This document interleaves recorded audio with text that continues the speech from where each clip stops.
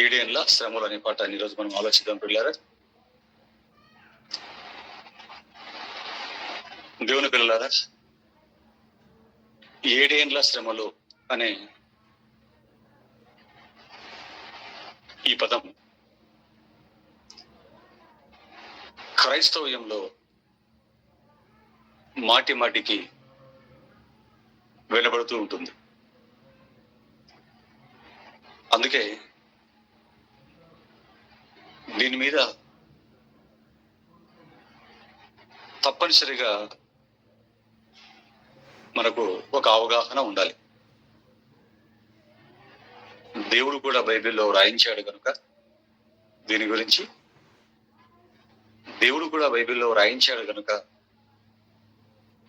తప్పనిసరిగా మనకు దీని మీద ఒక అవగాహన ఉండి తీరాలి. ఎందుకంటే దీని గురించి క్రైస్తవ్యానికి తెలియకపోయినా ఇప్పటికే ఒక అభిప్రాయానికి వచ్చారు.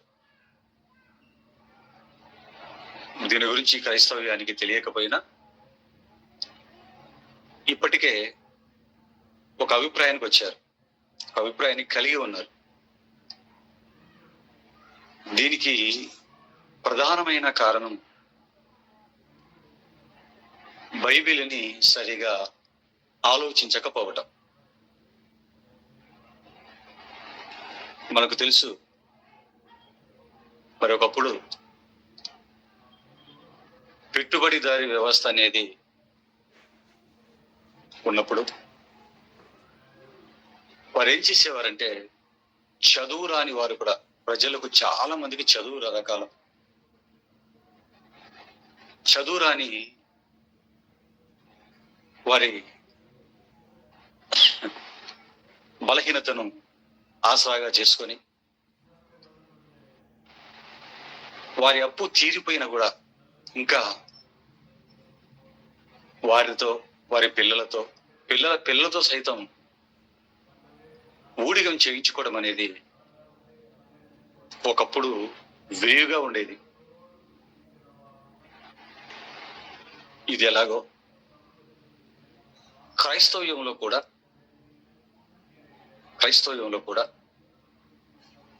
క్రైస్తవులకు బైబిల్ తెలియకపోవటం వలన, బైబిల్ చేతుల్లో ఉన్న క్రైస్తవులకు కూడా బైబిల్ చేతిలో ఉన్న అందులో ఏముందో తెలియకపోవటం వలన, బైబిల్ రాకపోవటం వలన దాన్ని ఆసరాగా చేసుకొని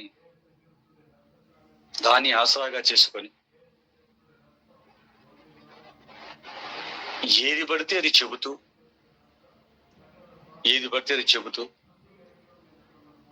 వారికి క్రైస్తవులను బానిసలుగా మార్చేసుకోవటం మనం చూడగలం. దీనికి కారణం బైబిల్ను సరిగా ఆలోచించకపోవటం. ప్రజలు బైబిల్ను సరిగా ఆలోచించకపోవటం. పెట్టుబడిదారి వ్యవస్థ ఎలాగైతే చదువు రాని వారిని అప్పు తీరిపోయిన తరతరాలు బానిసలుగా ఎలాగైతే వాడుకున్నారో, బైబిల్ తెలియని క్రైస్తవులను కూడా నాటి నుంచి నేటి వరకు బోధకులు అనేవారు వారికి బానిసలుగా మార్చుకొని వారికి ఇష్టం వచ్చింది చెప్పటం మనం చూస్తున్నాం. కారణం ఏంటి? బైబిల్ని సరిగా ప్రజలు ఆలోచించకపోవటం. ఎందుకంటే ప్రియులారా, ఈ 60 సంవత్సరాల జీవిత కాలంలో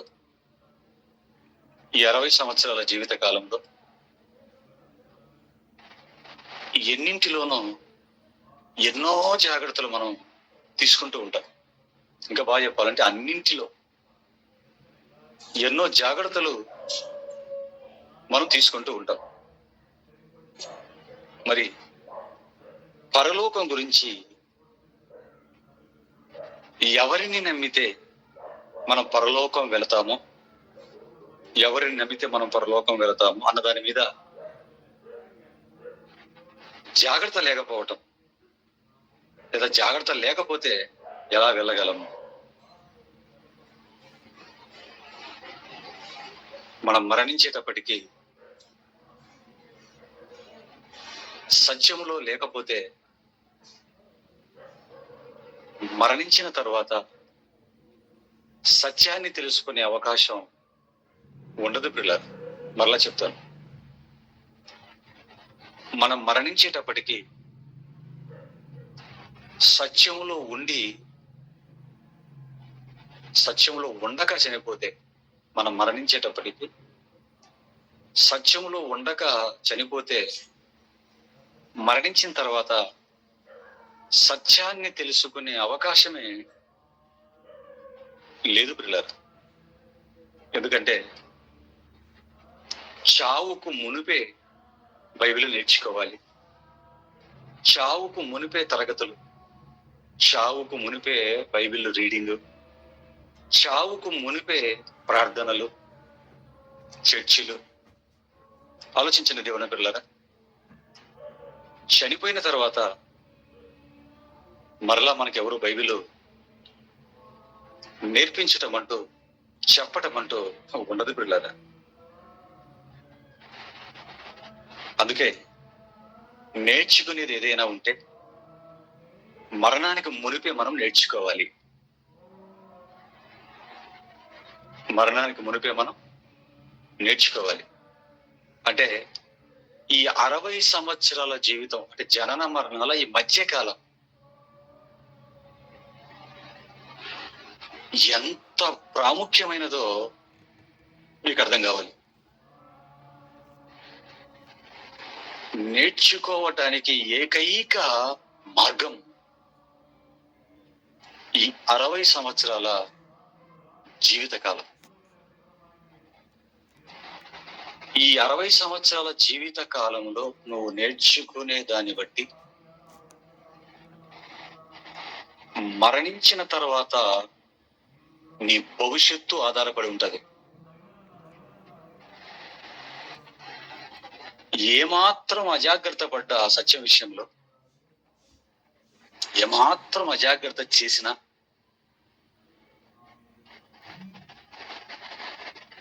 మరణం తర్వాత ముగింపు లేని కాలంలో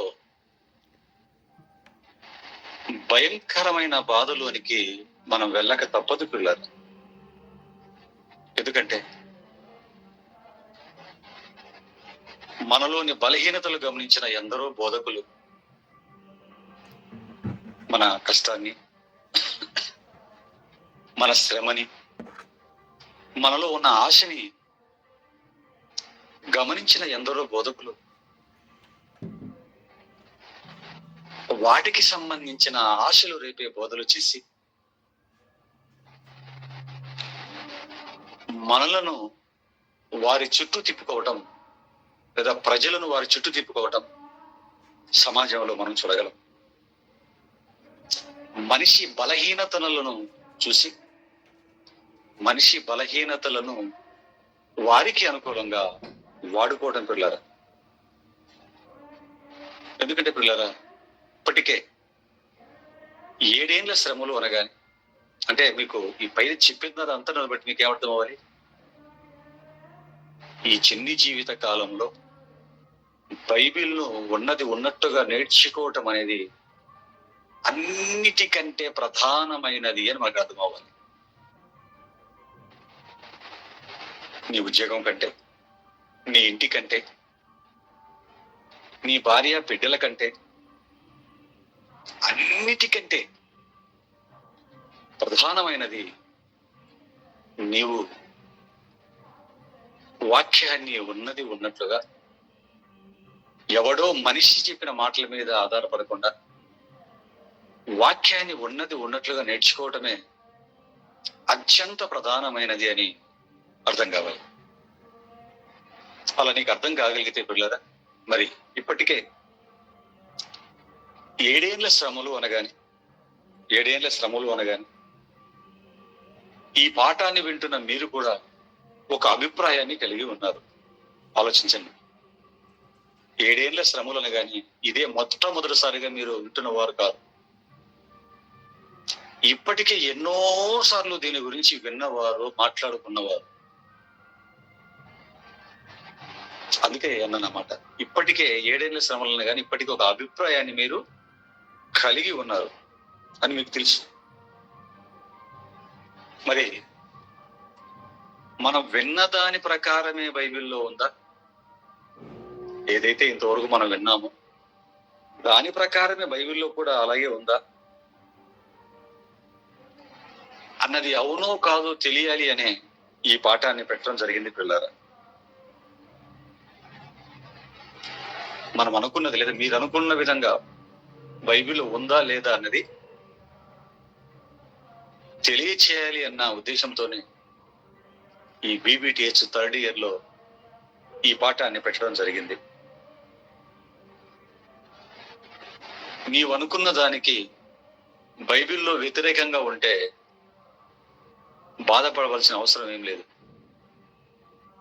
నువ్వు అనుకున్న దానికి లేదా మనం అనుకున్న దానికి, మీరు అనుకున్న దానికి బైబిల్లో వ్యతిరేకంగా ఉంటే బైబిల్ కూడా ఏం చేయలేదు. బైబిల్లో ఉన్నదాని ప్రకారం మనం నడుచుకోవాలి తప్ప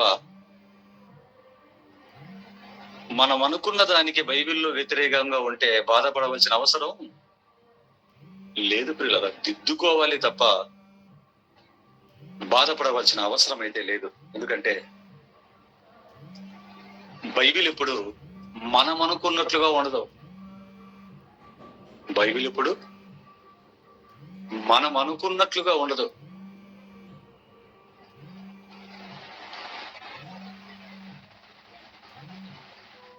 బైబిల్లో ఉన్నట్లుగా మనం దిద్దుకోవాలి. ఎందుకంటే వాక్యానికి మొహమాటం ఉండదని యేసుక్రీస్తు వారి గురించి కూడా మనం ఆలోచిస్తే ఆయన బోధించేటప్పుడు ఇది చెబితే వీరు ఏమనుకుంటారో, లేదా ఇది చెబితే వీరు వెళ్ళిపోతారేమో నన్ను విడిచిపెట్టి అని అనుకోలేదండి. ఇది చెప్తే వీరు ఏమన్నా అనుకుంటారేమో, లేదా ఇది చెబితే నన్ను విడిచిపెట్టి వీరు వెళ్ళిపోతారేమో, మరలా తిరిగి రారేమో అని ఏ రోజు ఆయన అనుకోలేదండి. ఆయన అలా అనుకోలేదు. మరి ఏమనుకున్నాడంటే, ఎలా అనుకున్నాడంటే, ఇది నేను చెప్పకపోతే వీరేమైపోతారో అనుకున్నాడు. ఇది వీరికి చెప్పకపోతే వీరేమైపోతారో అనుకునేవాడు. అంతే తప్ప ఇది చెబితే మనసులో బాధపడతారేమో, నొచ్చుకుంటారేమో, నన్ను విడిచిపెట్టి వెళ్ళిపోతారని ఏ రోజు అనుకోలేదు. అందుకే ఆయన బోధన మీరు జాగ్రత్తగా ఆలోచించగలిగితే ఆయన మోమాటము లేకుండా బోధించాడు అని మనకు కనబడుతుంది. ఎంతటి వారు వచ్చినా, ఎంత మంది తన ముందు ఉన్నా ఆయన చెప్పాలనుకున్నది కొండ బద్దలు కొట్టి చెప్పేవాడే తప్ప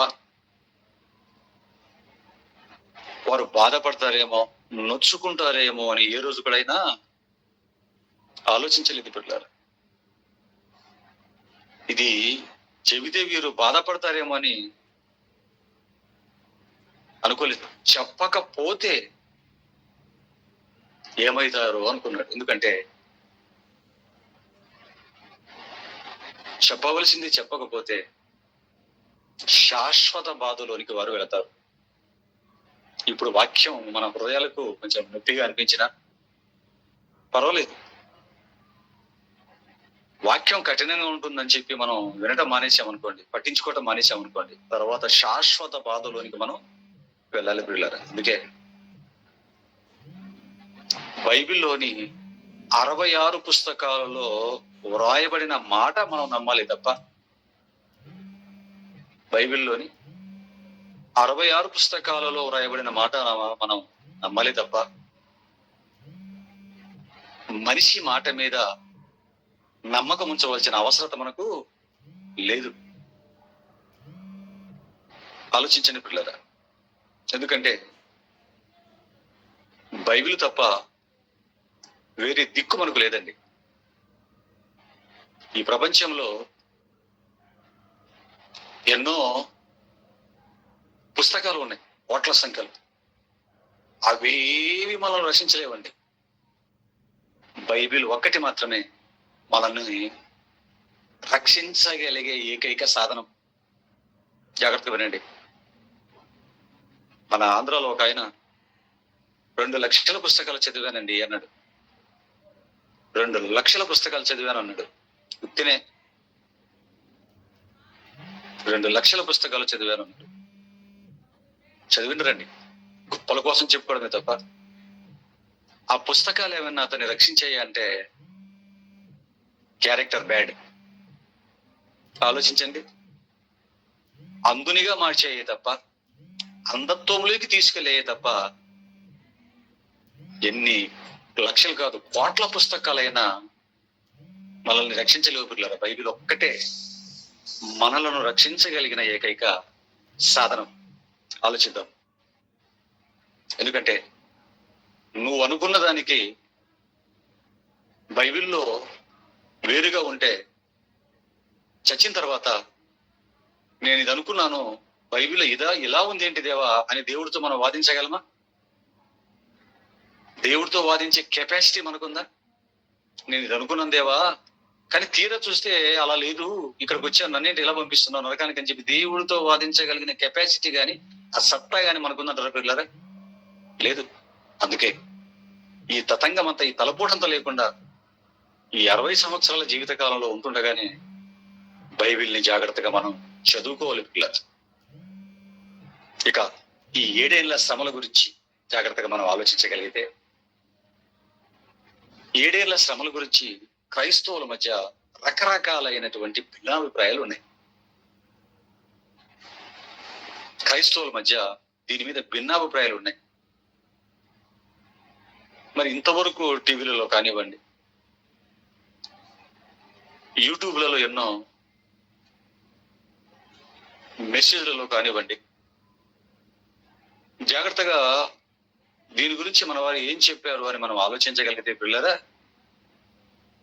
ఈ 7 ఏళ్ల శ్రమల గురించి క్రైస్తవ బోధకులలో ఎక్కువ పర్సెంట్, అది టీవీలో కావచ్చు, యూట్యూబ్ లో ప్రజెంట్ ఉన్న వీడియోలు కావచ్చు, ఎక్కడైనా అనేకులు చెప్పింది ఏంటి అని మనం ఆలోచిస్తే 7 ఏళ్ల శ్రమలు అనగానే, 7 ఏళ్ల శ్రమలు అనగానే మరి ఏం చెప్పారు అంటే, ఈ 7 ఏళ్ల శ్రమలు గురించి ఏమన్నారంటే, 7 ఏళ్ల శ్రమలు ఇప్పటికి సంబంధించినవి కావు. 7 ఏళ్ల శ్రమలు అనేవి ఇప్పటికి సంబంధించినవి కావు. దీని గురించి మనమేమి, ఒక్క సెకండ్ అండి, డిస్టర్బ్ చేస్తున్నారు, అది చెప్పేసి వస్తాం.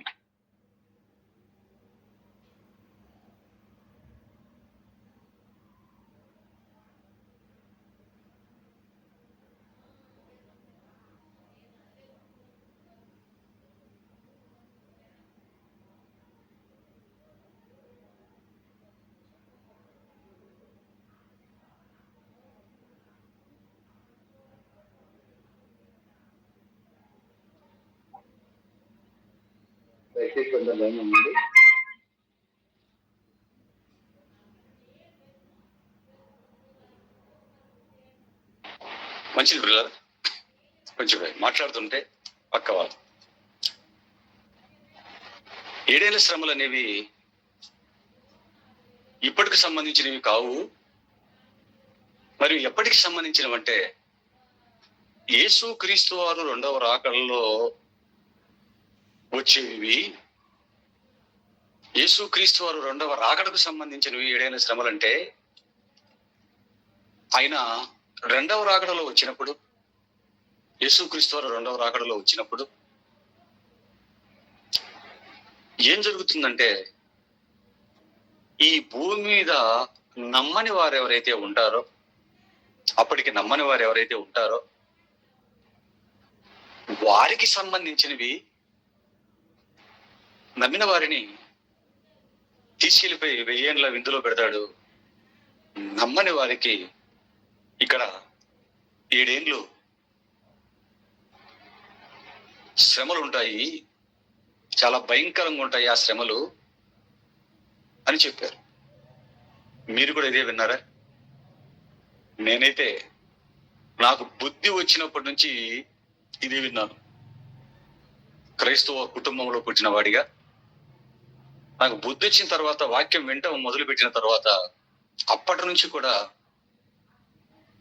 దశాబ్దాలుగా ఇదే విన్నాను. 7 ఏళ్ల శ్రమలు మీద ఎన్నో పాటలు కూడా అదే ఆ రోజు యేసయ్య ఉగ్రత రోజు, పాపులంతా గందరగోళమయ్యే రోజు, చెట్టుకొకరు పుట్టకొకరు తిరిగే రోజు పాట మీరు కూడా వినే ఉంటారు. అంటే 7 ఏళ్ల శ్రమ అంటే యేసుక్రీస్తు రెండవ రాకడలో వచ్చినప్పుడు నమ్మిన వారిని తీసుకెళ్లిపోయి 1000 ఏళ్ల విందు, 1000 ఏళ్ల విందులో పెడతాడు మధ్యాకాశంలో. ఈ నమ్మని వారిని 7 ఏళ్ళు భయంకరమైనటువంటి శ్రమల పాలు చేస్తాడు అని చెప్పారు. అంటే మొత్తానికి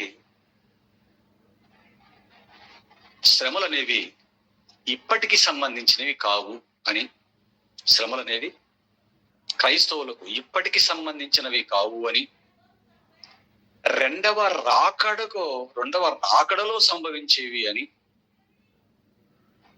మరి ఈలోపు మనం చనిపోతే ఎక్కడికి వెళ్ళిపోతాం? పాతాళానికి వెళ్ళిపోతాం. అంటే శ్రమలు లేని పరిస్థితి. ఎందుకంటే ఆయన రెండవ రాకడ వరకు మనం ప్రాణాలతో ఉంటామన్న గ్యారంటీ లేదు. ఆయన వచ్చినప్పుడు ఎవరైతే భూమి మీద ఉంటారో వారికి తప్ప మనకైతే కాదు. ఆయన వచ్చిలోపు మనం ఉండం కదా, అంత వరకు ఉండం కదా, చచ్చిపోతాం అనుకోండి, చనిపోయాం అనుకోండి, శ్రమలు లేవు. చూసారా? ఆయన వచ్చిన తర్వాత ఏనాక చనిపోయిన వాళ్ళు ఎలాగ ఉండవు కదా, చచ్చిపోయిన వాళ్ళకి ఎలాగుంటాయి? అంటే కేవలం భూమి మీద ఉన్న వారికే అప్పటికి నమ్మకుండా ఎవరైతే ప్రాణాలతో భూమి మీద ఉంటారో వారికి మాత్రమే ఈ 7 ఏళ్ళు శ్రమలు. నమ్మినోళ్ళు భూమి మీద శరీరాలతో ఉన్న వాళ్ళు పైకి వెళ్ళిపోతారు, పాతాళంలో ఉన్న వాళ్ళు పైకి వెళ్ళిపోతారు, దేవుని నమ్మిన వాళ్ళు. మరి వేదనకరంలో స్థలంలో ఉన్న వాళ్ళు సమాధానం లేదు. దీనికి ఇదే విన్నాం మనం చిన్నప్పటి నుంచి. నేనైతే ఇదే విన్నాను, మీరు ఇదే విన్నారు. అంటే మొత్తానికి చెప్పటంలో ఏంటంటే, ఆయన వచ్చినప్పుడు రెండవ రాకడకు సంబంధించినవి జరగబోయేవి తప్ప ఇప్పుడేమి కాదు. మనకు సంబంధించినవైతే మొత్తానికి కాదు అని దీన్ని బట్టి మనకు చక్కగా చెప్పారండి. అంటే ఇప్పుడు మనం వీటి గురించి భయపడవలసిన అవసరత లేదు, వీటి గురించి మనం ఆలోచించవలసిన అవసరత కూడా లేదు. ఎందుకంటే మనకు సంబంధించినవి కావు. ఎవరికి? ఆయన రెండవ రాకడ జరిగినప్పుడు ఎవరైతే నమ్మకుండా భూమి మీద ఉంటారో వారికి సంబంధించినవి తప్ప మనకు కాదు. మనం మాత్రం హ్యాపీ, మనం సేఫ్ సైడ్ ఉన్నాం అని. ఈ 7 ఏళ్ల శ్రమలు అనగానే దీని గురించి ఇంతవరకు ఇదిగో ఇది చెప్పిన వారు కొందరండి. ఆలోచించండి దేవుని పిల్లలారా. నమ్మిన మనకేం ఇబ్బంది లేదు. మనం ఎక్కడికి వెళ్ళిపోతాం? డైరెక్ట్ విందులోకి వెళ్ళిపోతాం. అది కూడా 1 సంవత్సరం 2 సంవత్సరాలకు సంబంధించిన విందు కాదు. ఎన్ని సంవత్సరాలు? ఫుల్ఫిల్గా 1000 సంవత్సరాలు. చూసారు? అంటే దీన్ని బట్టి మనకు అర్థమవుతున్నది ఏంటంటే, అంటే శ్రమలు అనేవి లేవని. అంటే ఇప్పుడు శ్రమలు లేవు బతుకున్నప్పుడు, మరణించిన తర్వాత కూడా శ్రమలు లేవు. దేవునిలో లేని వారికి, ఆయన వచ్చినప్పుడు ఉన్న వారికి మాత్రమే ఈ 7 ఏళ్ల శ్రమలు అనేవి సంబంధించినవి అని చెప్పుకొని చేతులు దులిపేసుకొని ఇవి మనకు సంబంధించినవి కావు అని విడిచిపెట్టడం, ఇదిగో ఈ రకమైన బోధే కొన్ని వందల సంవత్సరాలుగా ప్రపంచవ్యాప్తంగా, not only India, world wide అండి ఇది జరుగుతున్నది. World wide. ఈరోజు నేను ఒక ఇంగ్లీష్ ఆరాధనకి వెళ్ళానండి. వెతుక్కొని అదే పనిగా వెళ్ళానండి. 4 కిలోమీటర్లు వెళ్ళాను బైక్ వేసుకొని. గొప్పగా సోషల్ మీడియాలో పెట్టారు. ఇంతగా ఏంటి అని వెళ్తేనండి ఏమీ లేదండి. అంతా యంగ్స్టర్స్, నీగ్రో వాళ్ళు, తెల్లోళ్ళు, మనవాళ్ళు కలగలిగి ఉన్నారు. కూర్చున్నాను, అయిపోయేంత వరకు కూర్చున్నాను. దేవుని పిల్లలారా, ఎక్కడ చూసినా ఇదిగో ఇలాంటి బోధలే, ఈ బోధ జరుగుతుంది. ఇది ఒక రకమైనది అయితే టైప్ 2. మరికొందరు ఏమని చెప్తున్నారంటే, మరికొందరు చెప్పేదాని గురించి మనం ఆలోచించగలిగితే, మరికొందరు చెప్పేదాని గురించి మనం ఆలోచిస్తానండి, వారు కూడా మనకు శ్రమలు లేవు.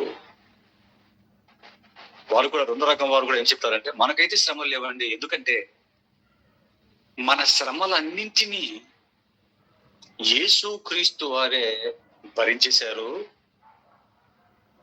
మన శ్రమలన్నీ కూడా ఆయన శిలువ మీద మనందరి శ్రమలు ఆయన భరించేశాడు. ఇక మన శ్రమలు అనుభవించవలసిన అవసరం మనకు లేదు. అందుకే యేసు క్రీస్తు శిలువ కార్యక్రమం అనేది ఏదైతే ఉందో అది బాగా నచ్చేసిందండి ప్రజలకి. ఎందుకంటే మన శ్రమలన్నీ ఆయన మీద వేసుకున్నాడు, మొత్తం ఆయన భరించేసుకొని వెళ్ళిపోయాడు కనుక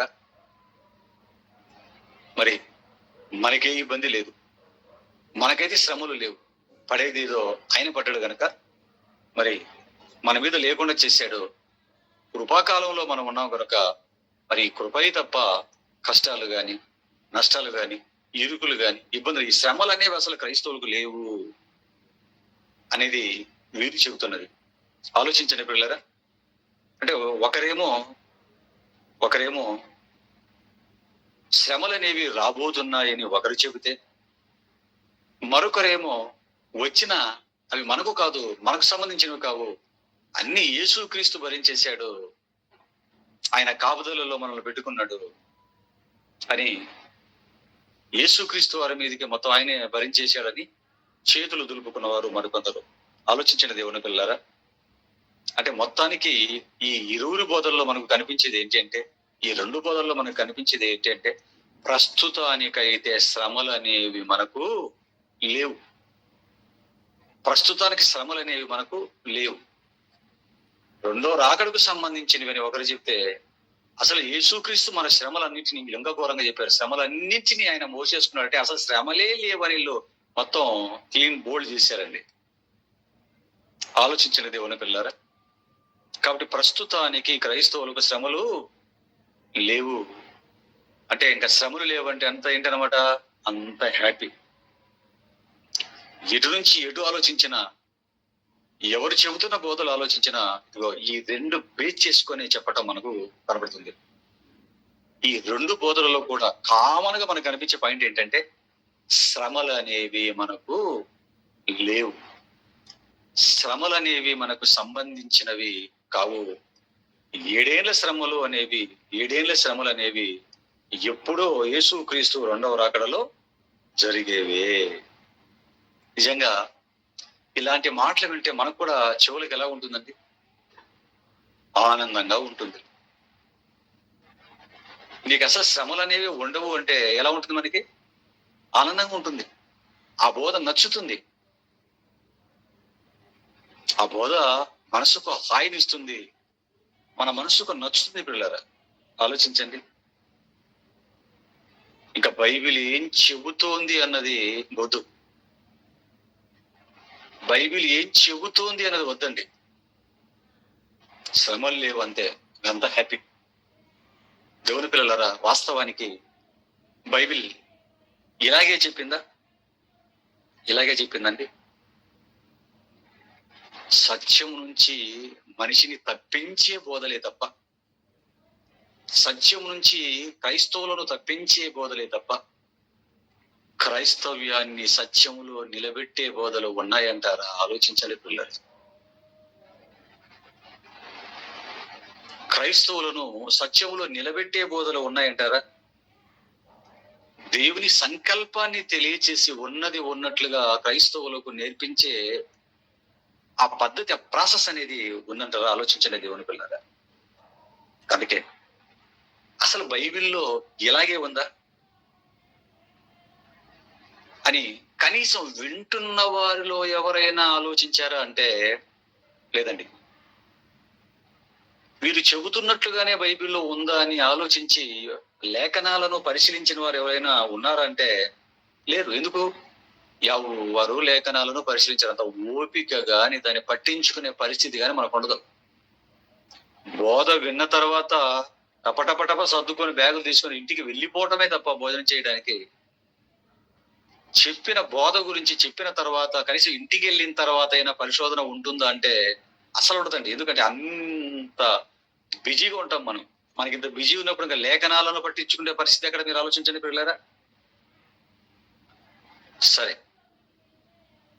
ఇప్పుడు మన వారు చెప్పినటువంటి ఈ బోధలన్నింటినీ బైబిల్ దగ్గరికి తీసుకురాగలిగితే బైబిల్ ఏం చెబుతుందో చూడాలి. మన వారు చెప్పారు కదా, ఇప్పుడు ఆ 2 రకాలైన వారు ప్రపంచమంతా అదే చెబుతున్నారు కదా. ఈ బోధలన్నింటినీ బైబిల్ దగ్గరికి తీసుకురాగలిగితే పిల్లరా, మరి దీని దగ్గరికి మనం తీసుకురాగలిగితే శ్రమలు అనేవి 2వ రాకడలోనే క్రీస్తు వచ్చిన తర్వాతే ఉంటాయంటారా? 7 ఏళ్ల శ్రమలు అన్నాం కదా, 7 ఏళ్ల శ్రమలు 1000 ఏళ్ల విందు అంటున్నారు కదా, 7 ఏళ్ల శ్రమలు 1000 ఏళ్ల విందు అంటున్నారు కదండి. ఈ 2వ రాకడలో జరిగేవి అని చెప్తున్నారు కదా ప్రపంచం అంతా.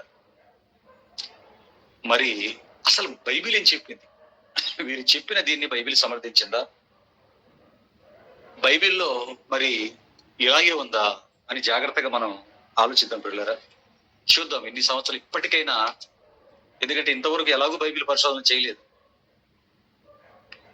ఎవడో చెప్పింది మనం వినుకుంటూ దాన్ని చెప్పుకుంటూ వెళ్ళాం తప్ప బైబిల్ని పరిశీలించిన పాపాన మనం పోలేదు. కనీసం ఇన్నాళ్ళకైనా ఇప్పటికైనా జాగ్రత్తగా మనం బైబిల్ని పరిశీలిద్దాం. చూడండి, మత్తయి సువార్త 24వ అధ్యాయం. మత్తయి సువార్త 24వ అధ్యాయం. మత్తయి సువార్త 24వ అధ్యాయం 29వ వచనాన్ని చూడండి పిల్లలారా. మత్తయి సువార్త 24వ అధ్యాయం 29వ వచనాన్ని చూడండి. ఆ దినముల శ్రమ ముగిసిన వెంటనే చీకటి సూర్యుని కమ్మును, చంద్రుడు కాంతి ఇయ్యడు, ఆకాశం నుండి నక్షత్రములు రాలును, ఆకాశమందలి శక్తులు కదలింపబడును. 30వ వచనం. అప్పుడు మనుష్య కుమారుని సూచన ఆకాశమందు కనబడును. అప్పుడు మనుష్య కుమారుడు ప్రభావముతోను మహామహిమతోను ఆకాశ మేఘారుడే వచ్చుట చూచి భూమి మీదున్న సకల గోత్రముల వారు రొమ్ము కుట్టుకుందరు అన్నాడు. చూడండి, ఈ వచనాన్ని మనం జాగ్రత్తగా ఆలోచించినప్పుడు, ఈ వచనాన్ని గురించి జాగ్రత్తగా మనం ఆలోచించినప్పుడు దేనికి, ఏ సందర్భానికి సంబంధించింది అని మనం ఆలోచిస్తే, యేసు క్రీస్తు వారు 2వ రాకడలో రావటానికి మునుపు జరిగే సూచనల గురించి చెప్తున్నాడండి. అంటే యేసు క్రీస్తు వారు భూమి మీదకి వచ్చే సందర్భం, యేసు క్రీస్తు వారు 2వ రాకడలో ఈ లోకానికి, యేసు క్రీస్తు వారు 2వ రాకడలో ఈ లోకానికి వచ్చే సందర్భాన్ని గురించి మాట్లాడుతున్నాడు. అంటే ఆయన ఈ భూమి మీదకి వచ్చే సందర్భం. ఇంకా బాగా ఆలోచిస్తే ఈ లోకము నుంచి వెళ్ళటానికి ముందు, అంతేనా, 24, 25, 26 అధ్యాయులు ఇప్పుడు చెప్తున్నాడు. ఈ లోకములో నుంచి వెళ్ళటానికి ముందు, 2వ రాకడలో తను రావటానికి ముందు, బాగా మీరు ఆలోచించాలి. ఈ లోకము నుంచి తాను వెళ్ళటానికి ముందు, 2వ రాకడలో ఈ లోకానికి రావటానికి ముందు ఏం జరుగుతాయో చెబుతున్నాడు. బాగా మీరు ఆలోచించండి. ఆ కార్యక్రమాల గురించి మాట్లాడుతున్నాడు. అందుకే 29వ వచనంలో ఏమన్నాడు చూడండి. ఏమండి, అంటే ఈ లోకం నుంచి వెళ్ళటానికి ముందు, ఏమండి, 2వ రాకడలో ఈ లోకానికి రావటానికి మునుపు ఏం జరుగుతాయో, జరిగే కార్యక్రమాల గురించి చెప్తున్నాడు. ఒక్కసారి 29వ వచనం జాగ్రత్తగా చూడండి మరలా. ఆ దినముల శ్రమ ముగిసిన వెంటనే చీకటి సూర్యుని కమ్మును అన్నాడు. చూడండి, ఏమన్నాడండి? ఆ దినముల శ్రమ ముగిసిన వెంటనే అన్నాడు. చూడండి, 29లో ప్రయోగిస్తున్న మాట చూడండి. ఆ దినముల శ్రమ ముగిసిన వెంటనే అన్నాడు. అంటే తాను రావటానికి మునుపు ఏం జరుగుతుందో ఆ కార్యక్రమాల గురించి చెబుతూ ఏమంటున్నాడు? ఆ దినముల శ్రమ ముగిసిన వెంటనే, ఆ దినముల శ్రమ ముగిసిన వెంటనే చీకటి సూర్యుని కమ్మును, చంద్రుడు కాంతిని ఇయ్యడు, ఆకాశంలో నక్షత్రాలతో, ఇది ఆ తర్వాత నేను టప టప టప టప వచ్చేస్తాను అన్నాడు. బాగా వచ్చినాను మనం జాగ్రత్తగా ఆలోచిస్తే పిల్లరా, శ్రమలు ముగిసిన తర్వాత యేసుక్రీస్తు వస్తానంటున్నాడా, నేను వచ్చిన తర్వాత శ్రమలు ఉంటాయి అంటున్నాడా? ఆలోచించాలి. శ్రమలు ముగిసిన తర్వాత వస్తానంటున్నాడా? బాగా మైండ్ పెట్టి వినాలి మీరు. శ్రమలు ముగిసిన తర్వాత వస్తానంటున్నాడా,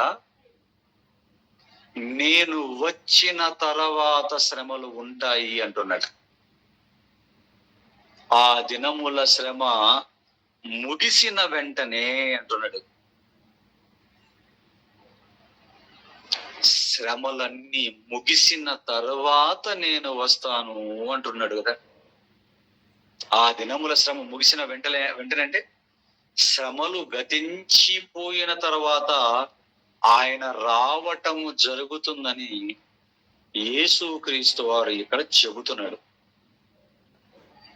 దీన్ని బట్టి యేసుక్రీస్తు వారు రావటం ఉందా, యేసుక్రీస్తు వారు రావటం ఉందా, శ్రమల ముందా?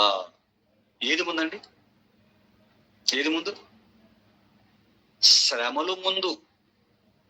అందుకే ఆ దినముల శ్రమ ముగిసిన వెంటనే ప్రకృతిలో ఈ మార్పులు సంభవిస్తాయి, వెంటనే నేను వచ్చేస్తాను అన్నాడు. చూడండి, అంటే నేను రావటానికి ముందే శ్రమలు ముగిసిపోతాయి నాయన అని చెబుతున్నాడండి అపోస్తులతో. అంటే శ్రమలు ముగిసిన తర్వాత రెండవ రాకడ వస్తుంది తప్ప రాకడకు ముందు, రాకడ సమయంలో, రాకడ తర్వాత, శ్రమలు ముగిసిన తర్వాత రెండవ రాకడ ఉంటుంది తప్ప, శ్రమలు ముగిసిన తర్వాత రెండవ రాకడ ఉంటుంది తప్ప రెండవ రాకడ తర్వాత శ్రమలు ఉండవు అని బల్ల గుద్ది చెప్పాడండి యేసుక్రీస్తు వారు ఇక్కడ. అంటే క్రీస్తు రాకడకు మునిపి ఏం జరగాలి? శ్రమలు జరగాలి. ఈ శ్రమలు ముగిసిన తర్వాత ఆయన వస్తాడు. బాగా ఆలోచించండి, బాగా ఆలోచించండి పిల్లరా. రెండవ రాకడ తర్వాత 7 ఏళ్ల శ్రమలు అంటే వాడైపోతాడు. అంటే బైబిల్కు వ్యతిరేకంగా వాడు మాట్లాడుతున్నాడు అని. రెండవ రాకడ తర్వాత 7 ఏళ్ల శ్రమలు జరుగుతాయని ఎవడైనా అంటున్నాడు అంటే అతను బైబిల్కు వ్యతిరేకంగా మాట్లాడుతున్నాడు అని ఈ మాటను బట్టి మీకు అర్థం అవ్వాలి. శ్రమలు ముందన్నాడు, ఆ తర్వాత ఆకాశంలో సూచనలు అన్నాడు, అదే చెప్తున్నాడు. ఆ తర్వాత నేను వచ్చేస్తాను ఆయన అంటున్నాడు. చూడండి దేవుని, అంటే మొత్తానికి మనకి మాట మనకి ఏమని సెలవిస్తోంది అంటే, ఏం సెలవిస్తుంది అంటే పిల్లరా, శ్రమలు అయిపోయిన తర్వాత ఆయన రాకడ ఉంటుంది అని చెబుతున్నాడు. Okay, right. ఇక రెండవ పాయింట్ ని మనం గమనిస్తే యేసుక్రీస్తు శ్రమలన్నీ పడిపోయి మనకు సుఖాన్ని ఇచ్చాడా? యేసుక్రీస్తు మన శ్రమలన్నీ ఆయనే శిలువ మీద పడిపోయి, మన శ్రమలన్నీ ఆయనే మోసేసి మనకు సుఖాన్ని ఇచ్చాడా? ఆయనే భరించి చేసుకున్నాడు మన శ్రమలన్నిటినీ. ఎందుకంటే ఆయన శిలువ శ్రమలు అనుభవించాడు కదా. ఆయన శిలువ శ్రమలు అనుభవించాడు కదా. తాను శిలువ శ్రమలు అనుభవించి మనల్ని ఏమైనా సుఖపడమన్నాడా అండి? దీని గురించి కూడా బైబిల్లో మనం చూద్దాం. రెండో రకమైన బోధ చేశారు కదా. మన శ్రమలన్నీ ఆయన మోసాడండి, శిలువలో భరించుకుంటూ వెళ్ళిపోయాడండి. మనకేమి ఇక శ్రమలు లేవండి అన్నారు కదా. మరి బైబిల్ కూడా ఇలాగే చెప్పిందా? బైబిల్ ఇలాగే చెప్పిందా? మరో రకంగా ఏమైనా చెప్పిందా? బైబిల్ చెప్పాం. మనిషి ఏం చెప్పాడో విన్నాం. మన శ్రమలన్నీ ఆయన శిలువలో మోసాడు, ఇక మనకు శ్రమలు ఏవి లేవు అని. ఇప్పుడు బైబిల్ ఏం చెబుతుందో చూద్దాం. మత్తయి సువార్త 10వ అధ్యాయం తీయండి. బైబిల్ చూద్దాం. మీరు కూడా తొందరపడి ఒక నిర్ణయానికి రాకండి. వచనాలన్నీ చూసిన తర్వాత ఒక నిర్ణయానికి రండి. మత్తయి సువార్త 10వ అధ్యాయం 38వ వచనాన్ని చూడండి పిల్లల, దయచేసి. మత్తయి సువార్త 10వ అధ్యాయం 38వ వచనం. తన శిలువను ఎత్తుకొని నన్ను వెంబడింపని వాడు నాకు పాత్రుడు కాడు. తన ప్రాణమును దక్కించుకున్నవాడు భూమి మీద దాన్ని పోగొట్టుకొను గాని, నా నిమిత్తము తన ప్రాణమును పోగొట్టుకున్నవాడు దానిని దక్కించుకొను. ఏమంటాను ఇక్కడ? తన శిలువనెత్తుకొని నన్ను వెంబడింపని వాడు నాకు పాత్రుడు కాడు. ఈ మాట మాట్లాడే సమయానికి ఆయన ఇంకా శిలువనెక్కలేదండి. ఈ మాట 10వ అధ్యాయం మత్తయి సువార్తలో మాట్లాడేటప్పటికీ ఆయన ఇంకా శిలువనెక్కలేదు పిల్లల. శిలువ ఎక్కక మునుపే తన్ను వెంబడిస్తున్న వారితో చెబుతున్న మాటలు. శిలువ ఎక్కక మునిపే తన్ను వెంబడిస్తున్న వారితో చెబుతున్న మాటలు. నాకు శిలువ ఉంది, మీకు శిలువ ఉంది అన్నాడా? బాగా చదవండి. నన్ను వెంబడించేవాడు తన శిలువనెత్తుకొని నన్ను వెంబడించాలి అన్నాడంటే, నా శిలువను నేనెత్తుకుంటాను, మీరు కూడా మీ శిలువలు ఎత్తుకొని నన్ను వెంబడించాలి అన్నాడా? మీ శిలువలు కూడా నేనే ఎత్తేసుకుంటాను, మీకేం శిలువలు లేవన్నాడా? బాగా కళ్ళు విప్పారి పెట్టి చదవండి బైబిల్ని.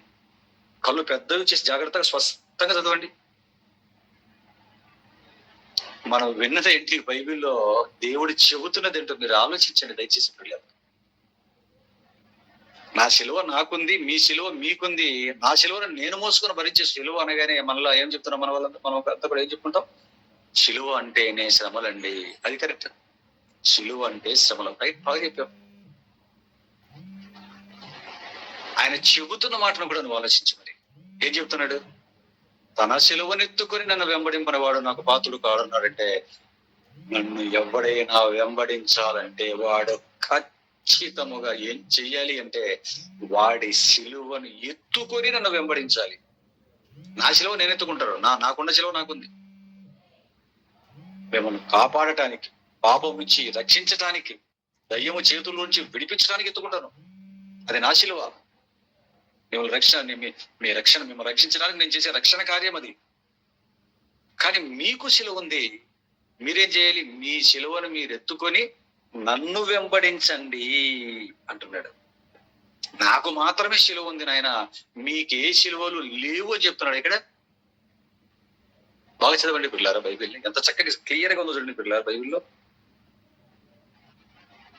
నాకు మాత్రమే శిలువ ఉంది నాయన, మీకు శిలువలు లేవు అని చెప్పడం లేదు. నా శిలువ నాకుంది. నాకే కాదు, మీకు కూడా మీ శిలువలు మీకున్నాయి, మీకుంది. మీ శిలువను ఎత్తుకొని మీరు నన్ను వెంబడించాలి.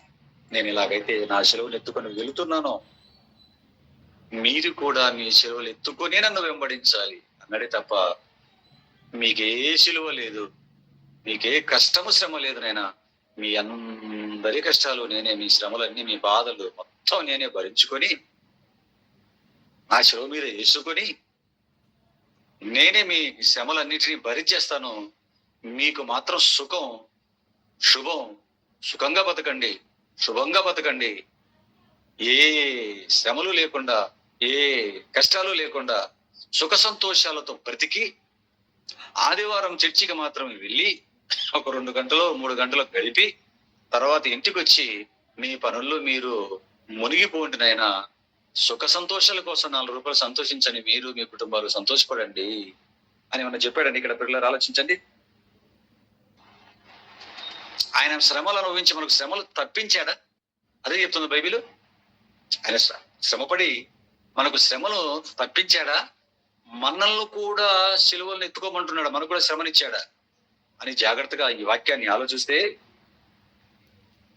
యేసు క్రీస్తు వారి శిలువ మరణము తర్వాత ఆయన మరణాన్ని బట్టే మనకు శిలువలు స్టార్ట్ అయ్యాయి, మనకు శ్రమలు స్టార్ట్ అయ్యాయి అన్న సంగతి ఈ వాక్యాన్ని బట్టి మనకు బాగా అర్థం కావాలి పిల్లలు. వాక్యాన్ని బట్టి మనం ఆలోచించాలి. మనుషులు చెప్పిన దాన్ని బట్టి మనం సత్యాన్ని దృఢపరచుకోకూడదు పిల్లరా. తన శిలువను ఎత్తుకొని నన్ను వెంబడింపనవాడు నాకు పాత్రుడు కాడు అంటే, ఈ మాటలను బట్టి మనకు శ్రమలు ఎక్కడని మనకు అర్థం అవ్వాలి. ఈ మాటలను బట్టి శ్రమలు ఎక్కడ మనకని అర్థం అవ్వాలండి? భూమి మీద బ్రతికి ఉన్నప్పుడే మనం అనుభవించాలి ఈ శ్రమలు. భూమి మీద భూమి మీద మనము కూడా క్రీస్తులా శ్రమ పడాలి. క్రీస్తులా శ్రమలతో కూడిన వాతావరణం నుంచి మనం లోకాన్ని విడిచిపెట్టి నెమ్మది పొందే స్థలానికి చేరుకోవాలి తప్ప సుఖాలలో నుంచి సుఖాలలోనికి కాదు. ఆయన అడుగు జాడలలో మనము నడుచుకుందాము అని బైబిల్ చెప్పింది కదా.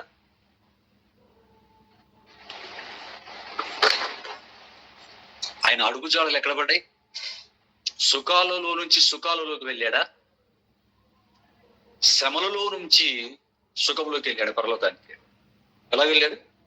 సుఖములో నుంచి సుఖంలోకి వెళ్ళలేదు, శ్రమలలో నుంచి సుఖములోకి ఆయన వెళ్ళాడండి.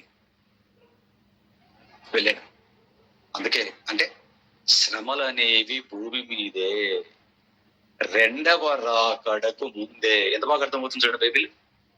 బైబిల్ అండి చాలా బాగుంటుందండి, బాగా అర్థమవుతుందండి. చెప్పేవాడు ఉంటే, సరిగ్గా చెప్పేవాడు ఉంటే ఈజీగా అర్థమైపోతుంది బైబిల్. శ్రమలు అనేవి భూమి మీదేనని, క్రీస్తు శిలువ నెక్కటముతో క్రైస్తవులకు శ్రమలు ప్రారంభమయ్యాయి అని,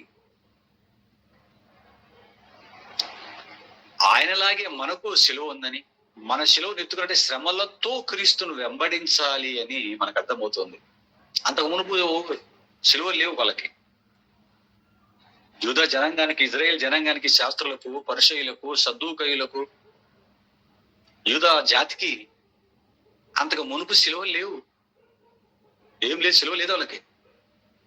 మందిరానికి ఎప్పుడు వారానికి ఒకసారి వెళ్ళటం, ప్రతి విశ్రాంతి దినమున లేఖనములను చదువుట ఏంటంటే వారానికి ఒక్కసారి చదువుకుంటున్నారు వాళ్ళు. అదే విశ్రాంతి దినం వాళ్ళకి, ఒకరోజు శనివారం. మిగతా రోజులంతా వాళ్ళ బతుకులు వాళ్ళు. శిలువలు లేవు వాళ్ళకి. మరి ఎప్పుడు వచ్చింది శిలువ ప్రపంచానికి, క్రైస్తవులకి, ఆయన నమ్మిన వారికి? ఆయన శిలువను ఎక్కటముతో ఆయన నమ్మిన వారికి కూడా శిలువలు వచ్చాయనే సంగతి మనకు అర్థం అవ్వాలి. ఆలోచించండి పిల్లలు. అంటే శ్రమలు అనేవి ఎక్కడ? భూమి మీద. అందుకే అంటే శ్రమలు అనేవి భూమి మీద అనుభవించాలని రెండవ రాకడకు మునిపే ఎవరు? క్రీస్తును నమ్మిన వారా, క్రీస్తును నమ్మని వారా? ఆ మాట ఎవరితో చెప్పాడు? 10:38 తన శిలువనెత్తుకొని నన్ను వెంబడింపరివాడు నాకు పాత్రుడు అంటే లోకస్తుల గురించి చెప్పిన మాట కాదు. దేవుని పిల్లలమైన క్రీస్తును నమ్మిన క్రైస్తవులను ఉద్దేశించి చెబుతున్న మాట. మీరు క్రైస్తవుల, నన్ను నమ్మారా? క్రీస్తు అని నన్ను నమ్మారా? అయితే మీ శిలువలు ఎత్తుకొని నన్ను వెంబడించండి. క్రీస్తు మొదటి రాకడ శిలువనెక్కిన తర్వాత నుంచి ఆయన నమ్మిన ప్రతి ఒక్కరికి, వారికంటూ ఒక శిలువ, శ్రమలు అనేవి వచ్చాయని, శ్రమల నుండి సుఖాల్లోనికి, పరలోకానికి వెళ్ళాలి అన్న సంగతి ఇక్కడ మనకు అర్థమవుతుంది పిల్లలు. అది చెప్పాడు యేసుక్రీస్తు. అందుకే ఇది అర్థమైనటువంటి యోహాను గారు, అపోస్తలులో ఒకడైనటువంటి యోహాను గారండి, పద్మాసు దీపంలో ఉన్నప్పుడు పరలోకపు దర్శనాన్ని దేవుడు చూపిస్తూ ఉన్నప్పుడు, పద్మాసు దీపంలో యోహాను గారు ఉంటుండగా పరలోకపు దర్శనాన్ని ఆయన అని చూపిస్తూ ఉన్నప్పుడు ఒక జనాంగాన్ని చూసి ఒక డౌట్ వచ్చేసింది యోహాను గారికి. ఒక పెద్ద డౌట్ వచ్చేసింది ఆయనకి. ఇంతకు ఏంటి ఆ డౌట్? అడుగుతున్నాడు దేవుణ్ణి. యోహాను గారు డౌట్ వచ్చి అడుగుతున్నాడు దేవుణ్ణి. ఇంతకు యోహాను గారికి అక్కడ ఉన్న జనాలను చూసి వచ్చిన డౌట్ ఏంటి? దానికి దేవుడు చెప్పిన సమాధానం ఏంటి?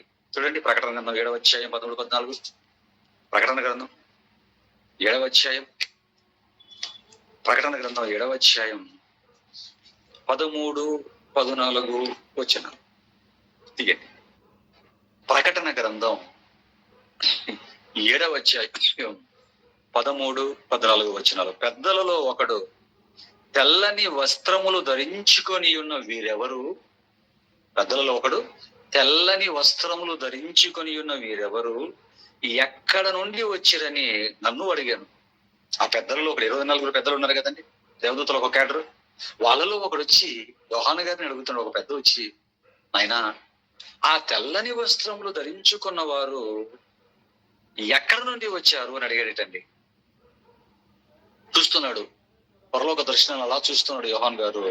తండ్రి సింహాసనం ఇరుపక్కల 24 సింహాసనాల్లో ఆ మధ్యలో అక్కడ తెల్లని వస్త్రాలు ధరించుకొని ఖర్జూరపు మట్టలు చేత పట్టుకొని ఏవో కీర్తనలు పాడుకుంటూ ఒక జనం కనిపించిందట. ఒక జనం ఉందట. ఆ జనాన్ని యోహాను గారు చూస్తున్నారు. ఈలో ఒక పెద్ద వచ్చాడు. వీళ్ళెవరు నాయనా, ఈ తెల్లని వస్త్రాలు ధరించుకున్న వాళ్ళు, వీళ్ళెవరు యోహాను అని అడిగారట. అందుకు నేను 14 వచ్చి, అందుకు నేను, అయ్యా నీకే తెలియనగా అతడు ఇలాగూ నాతో చెప్పాను, వీరు మహాశ్రమల నుండి వచ్చిన వారు, గొర్రె పిల్ల రక్తములో తమ వస్త్రములను ఉదుకుని వాటిని తెలుపు చేసుకొనిరి అన్నాడు. చూడండి, వీరు ఎక్కడి నుంచి వచ్చారు? వీళ్ళు ఎక్కడి నుంచి వచ్చారు? వీరు శ్రమలలో నుంచా, మహాశ్రమల నుండి వచ్చిన వారు అన్నాడు. వీరు మహాశ్రమల నుండి వచ్చిన వారు, గొర్రెపిల్ల రక్తంలో తమ వస్త్రములు ఉదుకొని తెలుపు చేసుకున్నారు అన్నాడు. చూడండి పిల్లారు, ఇక్కడ మహాశ్రమలలో నుండి వచ్చిన వారు అంటున్నారు. అంటే వీరు మహాశ్రమలను అనుభవించి పరలోకానికి వెళ్ళారు. ఎక్కడ? భూమి మీద క్రీస్తును నమ్మి మహాశ్రమలు అనుభవించి ఏమండి వెళ్ళారండి. అంటే ఇది ఫ్యూచర్ లో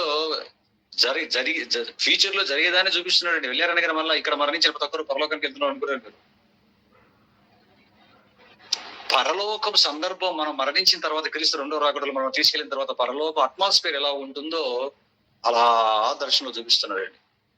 ఫ్యూచర్ లో చూపిస్తున్నాడు యోహాను గారు. ఆయన చూసినప్పుడు పరలోకంలో ఇలా కనిపించారు. ఎవరు అంటే మహాశ్రమల నుండి. అంటే ఎక్కడ అనిపించారు వీరు? భూమి మీద దేవుడి కోసం మహాశ్రమలను వీరు అనుభవించి ఆ తర్వాత ఎక్కడికి వెళ్ళారు? పరలోకానికి వెళ్ళారు అని చెప్తున్నాడు. చూడండి, అంటే ఈ మాటలను బట్టి కూడా జాగ్రత్తగా మనం చూస్తున్నప్పుడు ఏమండి ఏమర్థమవుతుంది? ఈ చదువుకున్న దాన్ని అంతటిని బట్టి మనం జాగ్రత్తగా ఆలోచించినప్పుడు శ్రమలు ఎక్కడ ముగించుకోవాలి అని అర్థమవుతుంది మనకి.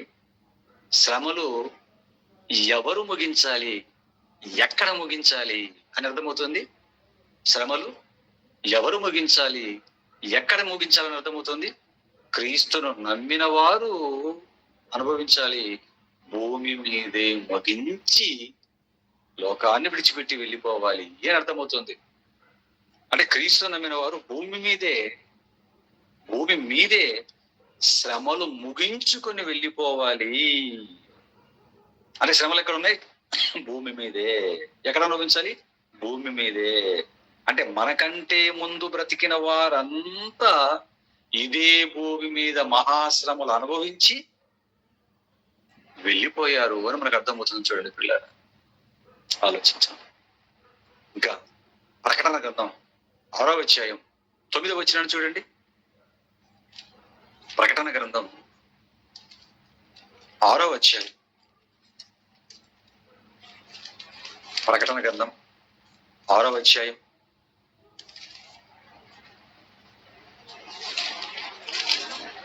9వ వచనం. ప్రకటన గ్రంథం 6వ అధ్యాయం 9వ వచనం. ఆయన 5వ ముద్రను విప్పినప్పుడు దేవుని వాక్యము నిమిత్తము తానిచ్చిన సాక్ష్యము నిమిత్తం వధింపబడిన వారి ఆత్మలను బలిపీఠం కింద చూచితిని, వారు నాదా సత్యస్వరూపి. చూసారా? ఆయన 5వ ముద్ర ఇప్పుడు ఏం కనిపించిందో, దేవుని వాక్యము నిమిత్తము తానిచ్చిన సాక్ష్యము నిమిత్తము వధింపబడిన వారి ఆత్మలను బలిపీఠము క్రింద చూచితిని. అంటే పాతాళంలో పరదేశంలో ఉన్న పరిశుద్ధుల ఆత్మలను చూస్తున్నాడు. ఎక్కడ వీరు వధింపబడ్డారంటే, దేని నిమిత్తము వీరు వధింపబడ్డారట? దేవుని వాక్యము నిమిత్తమును తానిచ్చిన సాక్ష్యము నిమిత్తం. ఎక్కడ? భూమి మీద ఉంటున్నప్పుడు క్రీస్తును నమ్ముకొని వాక్యం నేర్చుకొని వాక్యాన్ని చెబుతున్నప్పుడు, క్రీస్తే లోక రక్షకుడని క్రీస్తుని గురించి సాక్ష్యం ఇస్తున్నప్పుడు కొట్టి చంపారే, నరికి చంపారే, పొడిచి చంపారే, వారు ఇదిగో పరదేశంలో నుంచి మాట్లాడుతున్న సందర్భాన్ని ఇక్కడ రాస్తున్నాడు పిల్లలు. అంటే వీరు కూడా వాక్యం నిమిత్తము చంపబడ్డం అనేది ఎక్కడ జరిగింది? ఈ మహాశ్రమలన్నీ ఎక్కడ అనుభవించారు వీళ్ళు? భూమి మీదే అని ఈజీగా మనకు అర్థమవుతుంది. చూడండి దేవుని పిల్లలు, అంటే వీరు పరదేశకు ఊరికని వెళ్ళలేదు. బలిపీఠం అంటే భూమి అండి. భూమి మీద ఎక్కడ బలయ్యారు? భూమి మీద బలయ్యారు. బలిపీఠం క్రింద అంటే ఈ లోకం కింద చెప్తున్నాడు. పరదేశంలో ఉన్నటువంటి పరిశుద్ధులైన ఆత్మలు పిల్లలు ఎలా వెళ్ళారు? వీళ్ళు శ్రమల గుండా వెళ్ళారు పిల్లలు. పరిపూర్ణమైన శ్రమలు, ప్రాణాలు తీసేసేంత శ్రమలు వధింపబడ కత్తి తీసుకొని నరికేయటం అండి, చంపబడటం అండి. అంటే వాక్యము కోసం చంపబడేటంత శ్రమలు అనుభవించారా? అవును.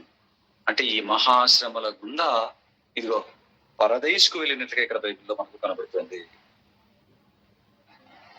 ఒకవేళ ఇంకా మీకు ఏదైనా ఇంకా ప్రశ్నార్థకంగా ఉన్నట్లయితే మరొక కన్నులు తెరిపించే మరొక అద్భుతమైన మాటలు చూడండి. పిల్లల పేతురు రాసిన మొదటి పత్రిక, దేవుడు రాయిస్తూ పేతురు గారితో పరిశుద్ధాత్మ ప్రేరణ ఇచ్చి రాసిన మొదటి పత్రిక 5వ అధ్యాయం 9వ వచనం చూడండి. అపోస్తులైన పేతురు గారు రాసిన మొదటి పత్రిక, అపోస్తులైన పేతురు గారు రాసినటువంటి మొదటి పత్రిక 5వ అధ్యాయం 9వ వచనాన్ని దయచేసి మీ బైబిల్ విప్పి మీరు చూడగలిగితే అక్కడ ఏమంటున్నాడు చూడండి. ఏమంటాడు చూడండి. లోకమందున్న మీ సహోదరుల యందు ఈ విధమైన శ్రమలే నెరవేరుచున్నవని ఎరిగి విశ్వాసమందు స్థిరులై వానిని ఎదురించుడి అన్నాడు చూడండి. పిల్లలు ఏం మాట్లాడుతున్నాడంటే పరిశుద్ధాత్మ ప్రేరణతో పత్రిక రాస్తూ లోకమందున్న మీ సహోదరుల యందు, కష్టపడుతున్న క్రైస్తవులకు రాస్తున్నటువంటి పత్రిక, చెదిరిపోయిన క్రైస్తవుల కంటే రాస్తున్నాడు. మీకు మాత్రమే కష్టాలు వచ్చాయి అనుకుంటున్నారా? రోమాలో ఉన్నాము, ఏథెన్సులో ఉన్నాము, గలతీలో ఉన్నాము, కనుక మాకు మాత్రమే ఈ కష్టాలు ఎందుకు వచ్చాయి, మాకే వచ్చాయా, ఇంకా ఎవరికైనా వచ్చాయా అని సందేహపడతారేమో అని ఆలోచించి దేవుడు పేతురు గారి ద్వారా పత్రిక రాయిస్తూ ఏమని చెబుతున్నాడంటే, మీకే కాదు నాయన క్రీస్తును నమ్మినందుకు శ్రమలు. ఎంతవరకు ఏమనుకున్నారు? క్రీస్తును నమ్మితే అన్ని సుఖాలు, ఆశీర్వాదాలు, సంతోషాలు, అన్ని బహుమానాలు అనుకున్నారు కదా. పాత నిబంధనను చూసి అబ్రహాం, ఇస్సాకు, యాకోబు, దావీదులు లాంటి వారిని, సంసోను, సొలొమోను గారు లాంటి వారిని చూసి ఆయన నమ్మితే, వాక్య ప్రకారం సత్యం మీద ఆధారపడి బ్రతికితే సుఖ సంతోషాలు, ధనధాన్యాలు, భూములు, ఇల్లు, బంగారులు, వజ్రవైడుల మీరు ఇంతవరకు చదువుకున్నారు కదా పాత నిబంధన.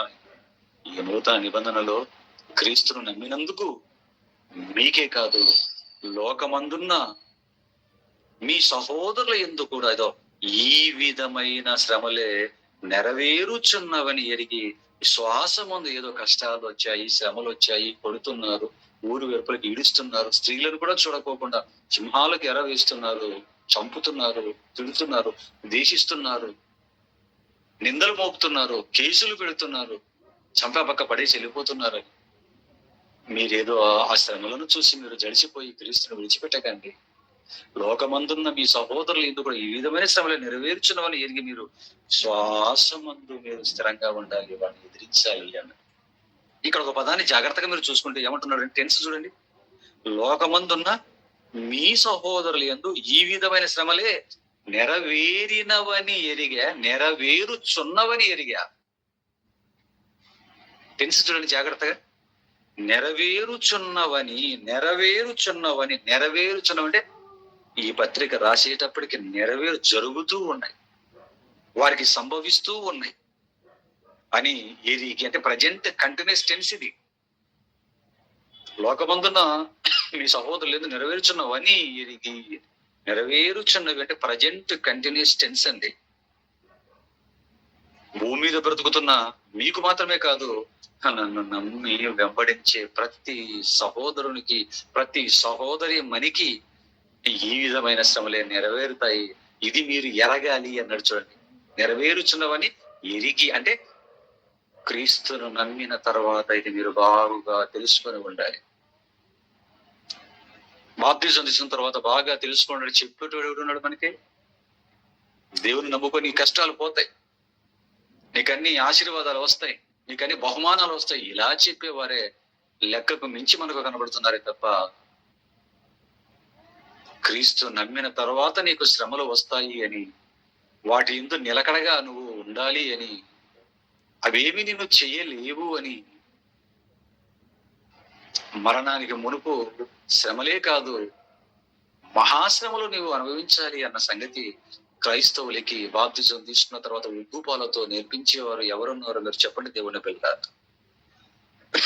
ఏ కాలంలో ఉన్నా అది మొదటి శతాబ్దమైన, 2వ శతాబ్దమైన, మనం ఉన్నటువంటి 21వ శతాబ్దమైన, ఏ శతాబ్దంలో ఉన్న ప్రజలకైనా క్రీస్తును నమ్మేవా, నీకు శ్రమలు సంభవిస్తాయి. ఖచ్చితంగా నువ్వు శ్రమలు అనుభవించాలి. నువ్వు సత్యం కోసం బ్రతికేవాడివా, నువ్వు సత్యం కోసం బ్రతికేవాడివా, అయితే నీకు తప్పనిసరిగా శ్రమలు వస్తాయి. ఏమన్నాడు పౌలు గారు తిమోతికి రాస్తూ, క్రీస్తు యేసు నందు సద్భక్తితో బ్రతుకను ఉద్దేశించు వారందరూ హింస పొందుదురు. చదవలేదు ఈ వాక్యాన్ని? తిమోతికి రాసిన 2వ పత్రిక తీయండి. అపోస్తలుడైన పౌలు తిమోతికి రాసిన 2వ పత్రిక. పౌలు గారు తిమోతికి రాసినటువంటి 2వ పత్రిక చూడండి బిడ్డ.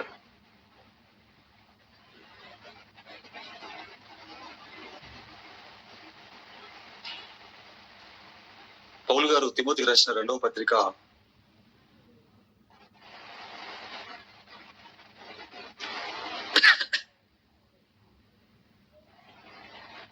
3వ అధ్యాయం 12వ వచనం.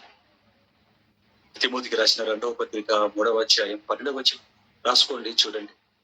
క్రీస్తు యేసు నందు సద్భక్తితో బ్రతుకను ఉద్దేశించు కొందరు అన్నాడా? క్రీస్తు యేసు నందు సద్భక్తితో బ్రతుక ఉద్దేశించు వారు అందరూ శ్రమలు కాదు హింస పొందుదురు అన్నాడు. చూడండి, క్రీస్తు యేసు నందు సద్భక్తితో బ్రతకాలని నువ్వు అనుకున్నావా, అయితే నీకు శ్రమ, అయితే నీకు తప్పనిసరిగా హింస.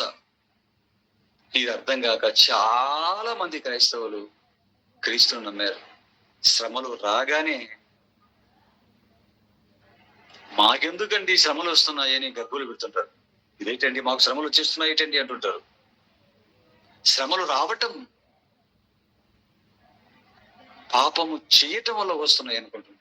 శ్రమలు అనేవి పాపము చేయటం వల్ల వస్తున్నాయి అనుకుంటారు.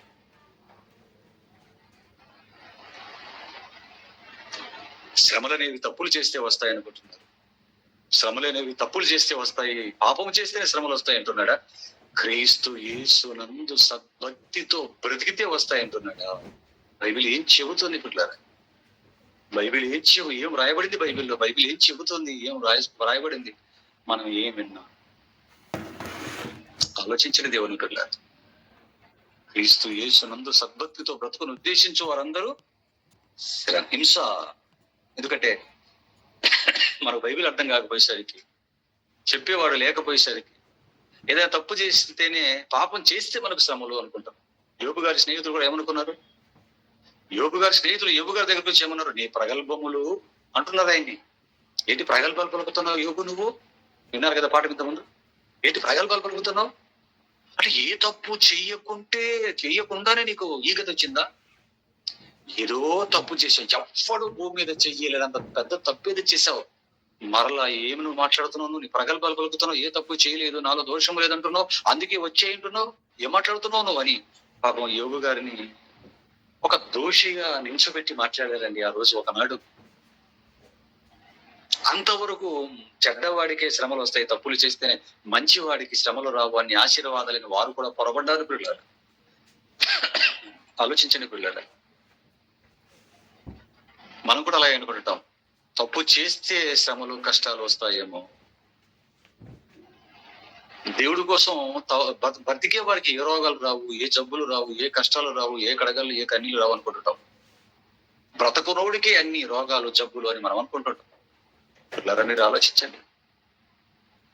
మన పిల్లలు విదేశాల్లో సెటిల్ అయిపోయారు అనుకోండి, విదేశాల్లో సెటిల్ అయిపోయి మన పాప సేమ్ క్యాడర్ జాబ్ చేస్తున్న అదే క్యాడర్ పిల్లవాడు సంబంధం దొరికి, మన అబ్బాయి కూడా నచ్చిన సంబంధము మన వాడి తాహతు తగ్గ సంబంధం దొరికేసి పిల్లలు ఎక్కడో అక్కడ వెల్ సెటిల్ అవుతున్నారు అనుకోండి. అప్పుడు ఏమనుకుంటుంటాం మనం? వాళ్ళు సుఖ సంతోషాలతో డాడీ మమ్మీ అనుకుంటూ సంవత్సరానికి ఒక బిడ్డ మనవడు పుట్టాడు, నీకు మనవరాలు పుట్టింది, మా ఆయనకు ప్రమోషన్ వచ్చింది, నాకు కూడా ప్రమోషన్ వచ్చింది అని శుభవార్తల మీద శుభవార్తలు చెప్తున్నారు. మనం ఏమనుకుంటాం? గాడ్ బ్లెస్డ్ చైల్డ్స్ అనుకుంటాం. నాది దేవుడు దీవించిన ఫ్యామిలీ, మాకు అన్ని ఆశీర్వాదాలే, మాకు అన్ని సుఖ సంతోషాలు కలుగుతున్నాయి, మాకు వచ్చుబడి జరుగుతుంది, రాబడి జరుగుతుంది, కాబట్టి దేవుడు మమ్మల్ని ఆశీర్వదించాడు అనుకుంటుంటాం పిల్లరా.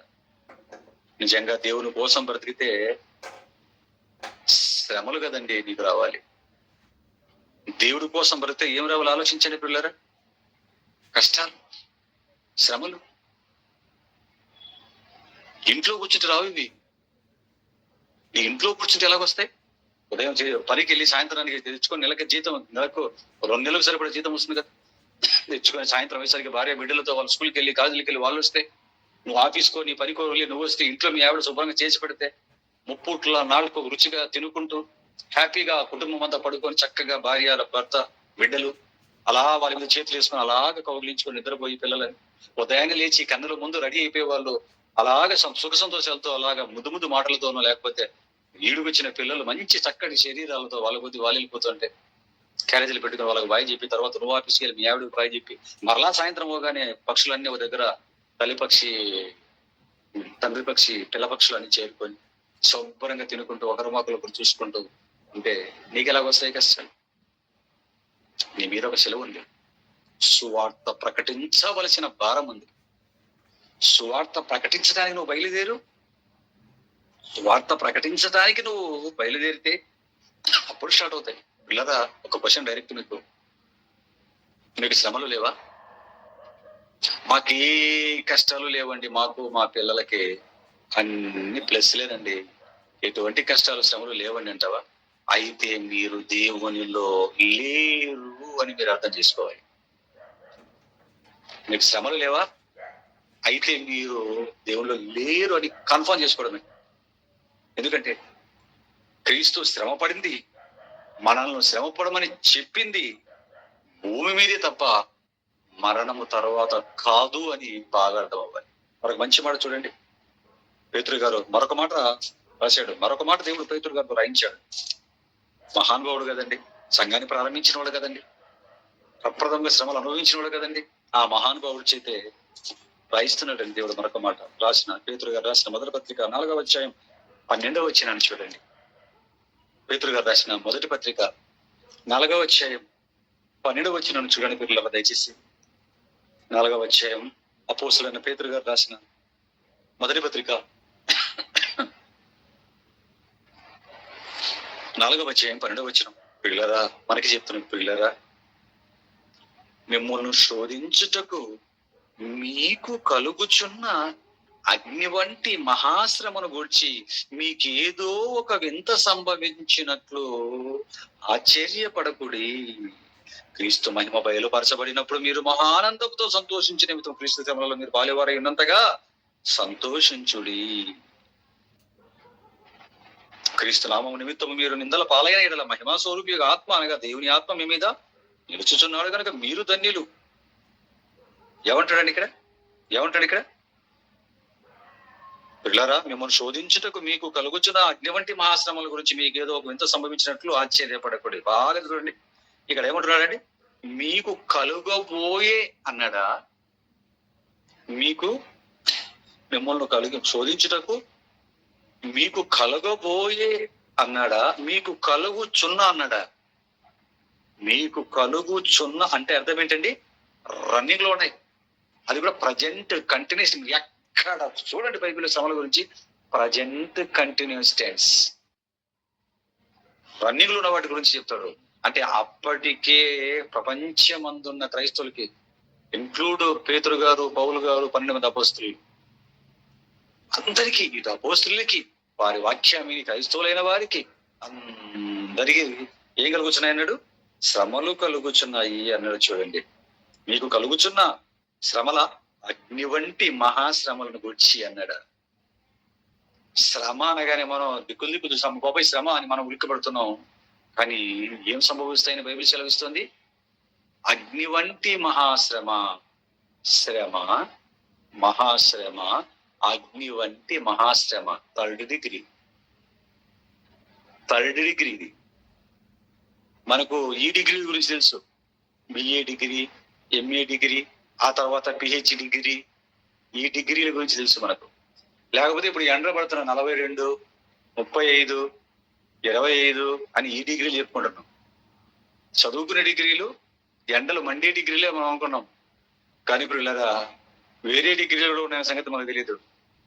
కేవలం చదువుల డిగ్రీలు అనుభవిస్తాం, ఎండలు మాత్రం అనుభవిస్తాం అనుకుంటున్నాం. కానీ మనం అనుభవించవలసిన థర్డ్ డిగ్రీ మరొకటి ఏంటిది? అగ్ని వంటి మహా శ్రమ అన్నాడు చూడండి. ఆ జ్ఞాన ప్రకాశ్ అనే చిత్తూరు అబ్బాయి మొత్తం లెఫ్ట్ జాయిన్ అంటే నాయన ఏమి నాయన అంత బిజీ నువ్వు? ఆ జ్ఞాన ప్రకాష్ వింటున్నావా బాబు? జ్ఞాన ప్రకాష్ ఉండేది దిక్కుమాలం ఒక గంట. ఈ గంటలో జాయిను లెఫ్ట్ ఆ ఫోన్ కింద బదలు కూడా పీడబోతుంది. అంత బిజీ పని ఏముంది బాబు నీకు? ఎందుకు లెఫ్ట్ అవుతున్నావు, జాయిన్ అవుతున్నావు, లెఫ్ట్ అవుతున్నావు, జాయిన్ అయిపోతున్నావు, వెళ్ళిపోవటం లెఫ్ట్ అయిపోయి? అంత బిజీ ఏముంది 1.5 గంటలో? ఆపే స్పీకర్ అని చేయక ప్రశాంతంగా చెప్పే వాక్యం వినయ్యా. స్పీకర్ ఆఫ్ చేయి. ప్రశాంతంగా చెప్పే వాక్యం విను. ఒక గంట ఆదివారం, ఆ తర్వాత 24 గంటలు ఉండు ఫోన్ లో. ఎవ్వా ఆ చేసి దిక్కుమాలనుడు వాని చాట తీసుకుంటు తలగా కేసి వెళ్ళి చాటతో గుట్టు అని. ఈ క్లాస్ అయిపోయిన తర్వాత వెళ్ళిపో, ఆటో వేసుకోవాలి, ఇంటి దగ్గరికి వెళ్ళిపోరే. లెసన్ చెప్పి నా టైం వేస్ట్ అవుతుంది, నేను మాట్లాడలేను. అగ్ని వంటి మహాశ్రమ అన్నాడు చూడండి. ఏమండి, ఇదంతా మన వారికి అర్థము కాక క్రైస్తవ బిడ్డలకి, ప్రపంచ క్రైస్తవానికండి, నాట్ ఓన్లీ ఇండియన్ క్రైస్తవులు, నాట్ ఓన్లీ ఆంధ్ర క్రైస్తవులు, ఈరోజు ఇంగ్లీష్ ఆరాధనలు కూడా చెప్పారు. ప్రపంచ క్రైస్తవానికి అర్థం కాక శ్రమలు అనగానే ఎన్ని రోజులని పెట్టుకున్నారండి? శ్రమలు అనగానే ఏమనుకుంటున్నారు? 40 రోజులు శ్రమ దినాలు అంటున్నారు.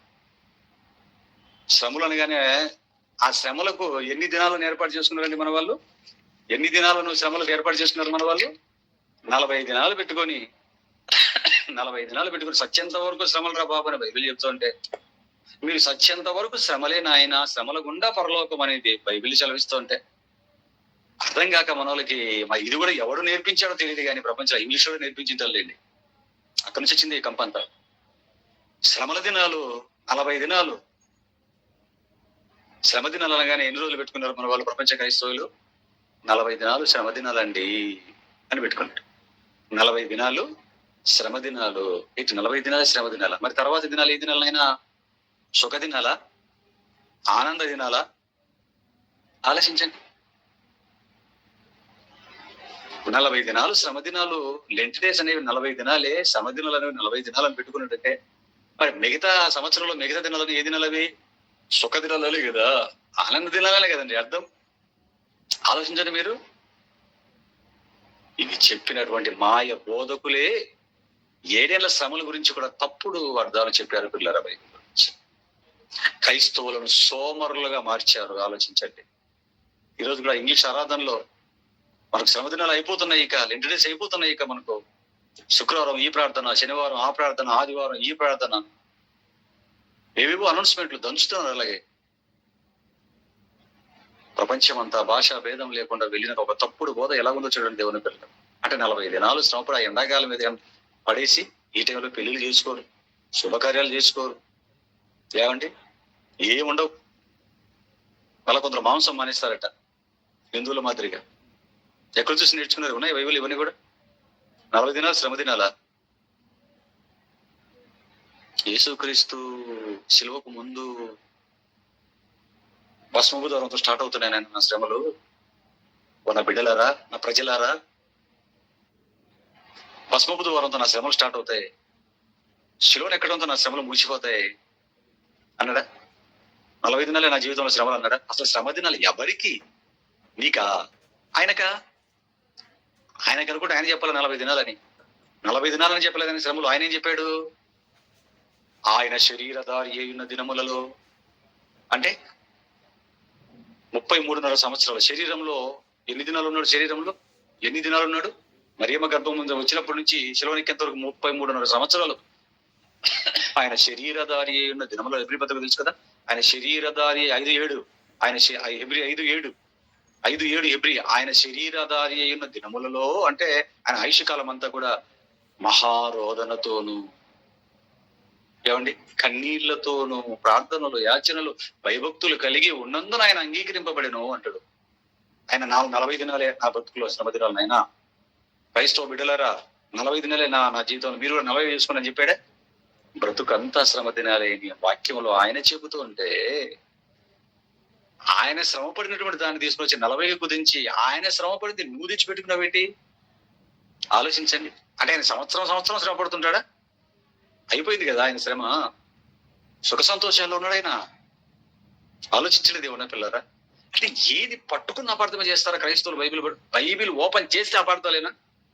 ఏమండి? ఎందుకంటే అర్థాలు చేయించడం, కొంచెం ఏం చెప్పాడో చూడటం అంటూ ఏమీ ఉండవా అండి? పోయి 40 దినాలని చేసేది ఏముంది? చర్చికి రావడం, పాటలు పాడడం, కాస్త ప్రార్థన చేసుకోవడం, ఆ పానకం మజ్జిగ.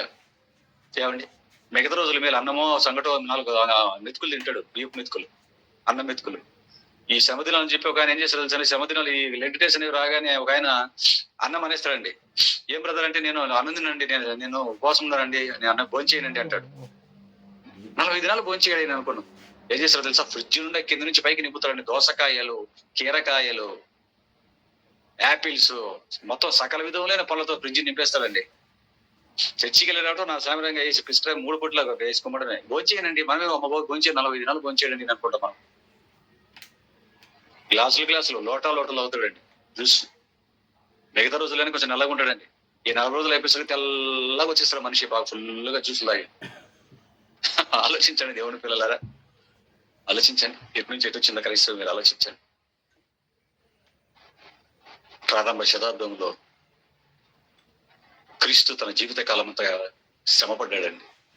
ప్రారంభ క్రైస్తవం కూడా సంఘానికి కూడా అండి గొప్ప హింస అండి. ప్రారంభ శతాబ్దంలోనే ప్రారంభ సంఘానికి భయంకరమైన హింస. స్టెఫన్ గారు రాళ్లతో కొట్టబడ్డాడు, చనిపోయాడండి. నిజంగా మన కళ్ళ ముందు చర్చిలో మెంబర్ని ఎవరైనా ఒక స్పీకర్ రాళ్లతో కూడా చంపేశారు అనుకో మన కళ్ళ ముందు. నెక్స్ట్ వీక్ చర్చికి వెళ్తామండి మనం. నెక్స్ట్ వీక్ ఆ చర్చికి వెళ్తామా? సత్యంత వరకు ఆ చర్చికి మొహం కూడా చూడం మనం. చర్చిలో వాక్యోపదేశకుని మంచి టాప్ స్పీకర్ ని ఒక యంగ్స్టర్ ని అది కూడా నడి బజార్లో రాళ్లతో కూడా చంపి శవాన్ని విడిచిపడేశారు అనుకున్న ఊరు బయటికి గవర్నమెంట్ వాళ్ళు. మళ్ళీ నెక్స్ట్ ఆ చర్చికి వెళ్తారండి? జరిగిందండి అదే. స్టెఫన్ గారిని అలాగే చేశారు. గోడలో టాప్ స్పీకర్ అండి స్టెఫన్ గారు, అద్భుతమైన జ్ఞాని, టాప్ స్పీకర్, యంగ్స్టర్. ఒకటి చంపేస్తేనండి నెక్స్ట్ వీక్ చర్చికి మానలేదండి. గుంపులుగా చర్చికి తగ్గకుండా వెళ్ళారండి. సంఘాన్ని విడిచిపెట్టలేదు పిల్లరా. సంఘానికి మానలేదు. దేవుడి కోసం బ్రతకాన్ని విడిచిపెట్టలేదు. హత్తుకొని బతికారు అపొస్తలుని. ఆలోచించండి. అంటి పెట్టుకుని ఉన్నారండి. చర్చి వదిలి అసలు బయటికి వెళ్ళలేదండి వీళ్ళు. కానీ ఈరోజు క్రైస్తవుల కార్యక్రమాలు చూడండి, ఇల్లు చర్చి వదిలిపెట్టి వెళ్ళరు. దేనికోసం? ఆరాధన ఆదివారం చేసుకుంటారు, ప్రార్థన, పాటలు, ఆరోగ్య ద్రాక్షలు తీసుకుని ఇంటికి వెళ్ళిపోయింది అంతే. ఇంకా శ్రమలు ఎందుకు వస్తాయి? తొంగి చూడవండి మన వైపు అసలు తొంగి చూడవండి. అసలు చర్చి వదిలి మనం బయటికి వెళ్తామండి. అసలు సేవకుడు మనల్ని, పాస్టరు సువార్త ప్రకటించడానికి బయటికి పంపిస్తాడు మనల్ని. ప్రారంభ సంఘంలో స్టెఫను చనిపోయిన తర్వాత పౌలు గారి వల్ల గొప్ప హింస కలిగేసరికి సంఘం అంతా చెదిరిపోయిందండి. ఆ చెదిరిపోయిన వాళ్ళు ఏం చేశారు? ఆ యెరూషలేము చుట్టూ ఆ కొండల్లో గృహాల దగ్గర మళ్ళీ యెరూషలేము రాలేదు. రాత్రులు పొడిచి తినేసి తుప్పట్లు కప్పుకొని మళ్ళీ వెళ్ళిపోవడం. ఎక్కడ చూసిన సంఘాలన్నీ సువార్త ప్రకటించుకుంటూ వెళ్ళిపోయారటండి వాళ్ళు కట్టుబట్టలతో. ఆలోచించలేదు దేవుని పిల్లలు. మనమైతేనండి వెళ్తామండి అసలు అలాగా చర్చి అంటే అసలు సేవకుడు కొనిస్తాడు. ఆ సేవకులు చెదరిపోతుంటే వెళ్ళండి ప్రకటించుకోండి సువార్తని ధైర్యాన్ని 100% పంపించారు. ప్రకటించి అక్కడ చేరి చచ్చిపోయి వెళ్ళిపోండి, పరలోకానికి వస్తుంది మీకు అని చెప్పారు. మేము అలాగే చచ్చిపోతాం, హతసాక్షులం అయిపోతామని వీళ్ళు చెప్పారు పిల్లరా. కానీ ఈ రోజు ఉన్నటువంటి సేవకుడు, పాస్టర్ పంపిస్తాడు బయటికి మనల్ని. ఆదివారం ప్రార్థన, కొన్ని సోమవారం కాలు బయటకు పెడతామంటే ఆ సంఘ కార్యక్రమం పట్టి బయట పెట్టింటాడు, లిస్టు పెట్టింటాడు. ఆదివారం ఆరాధన అంటాడు, వర్షిప్.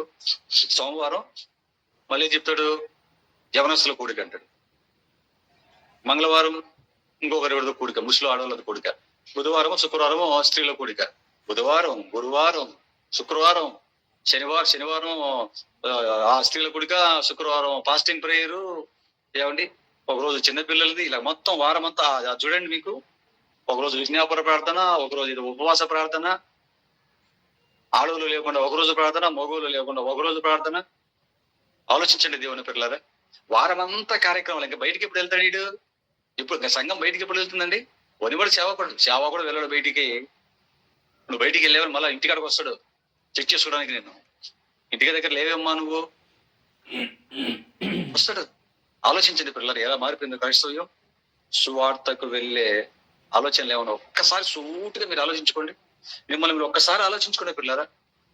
జనవరి 1 నుంచి పోయిన సంవత్సరం వదిలేని ఈ సంవత్సరం జనవరి 1 నుంచి ఎక్కడికి వెళ్ళాము, ఎక్కడికైనా వెళ్ళామా సువార్త ప్రకటించడానికి?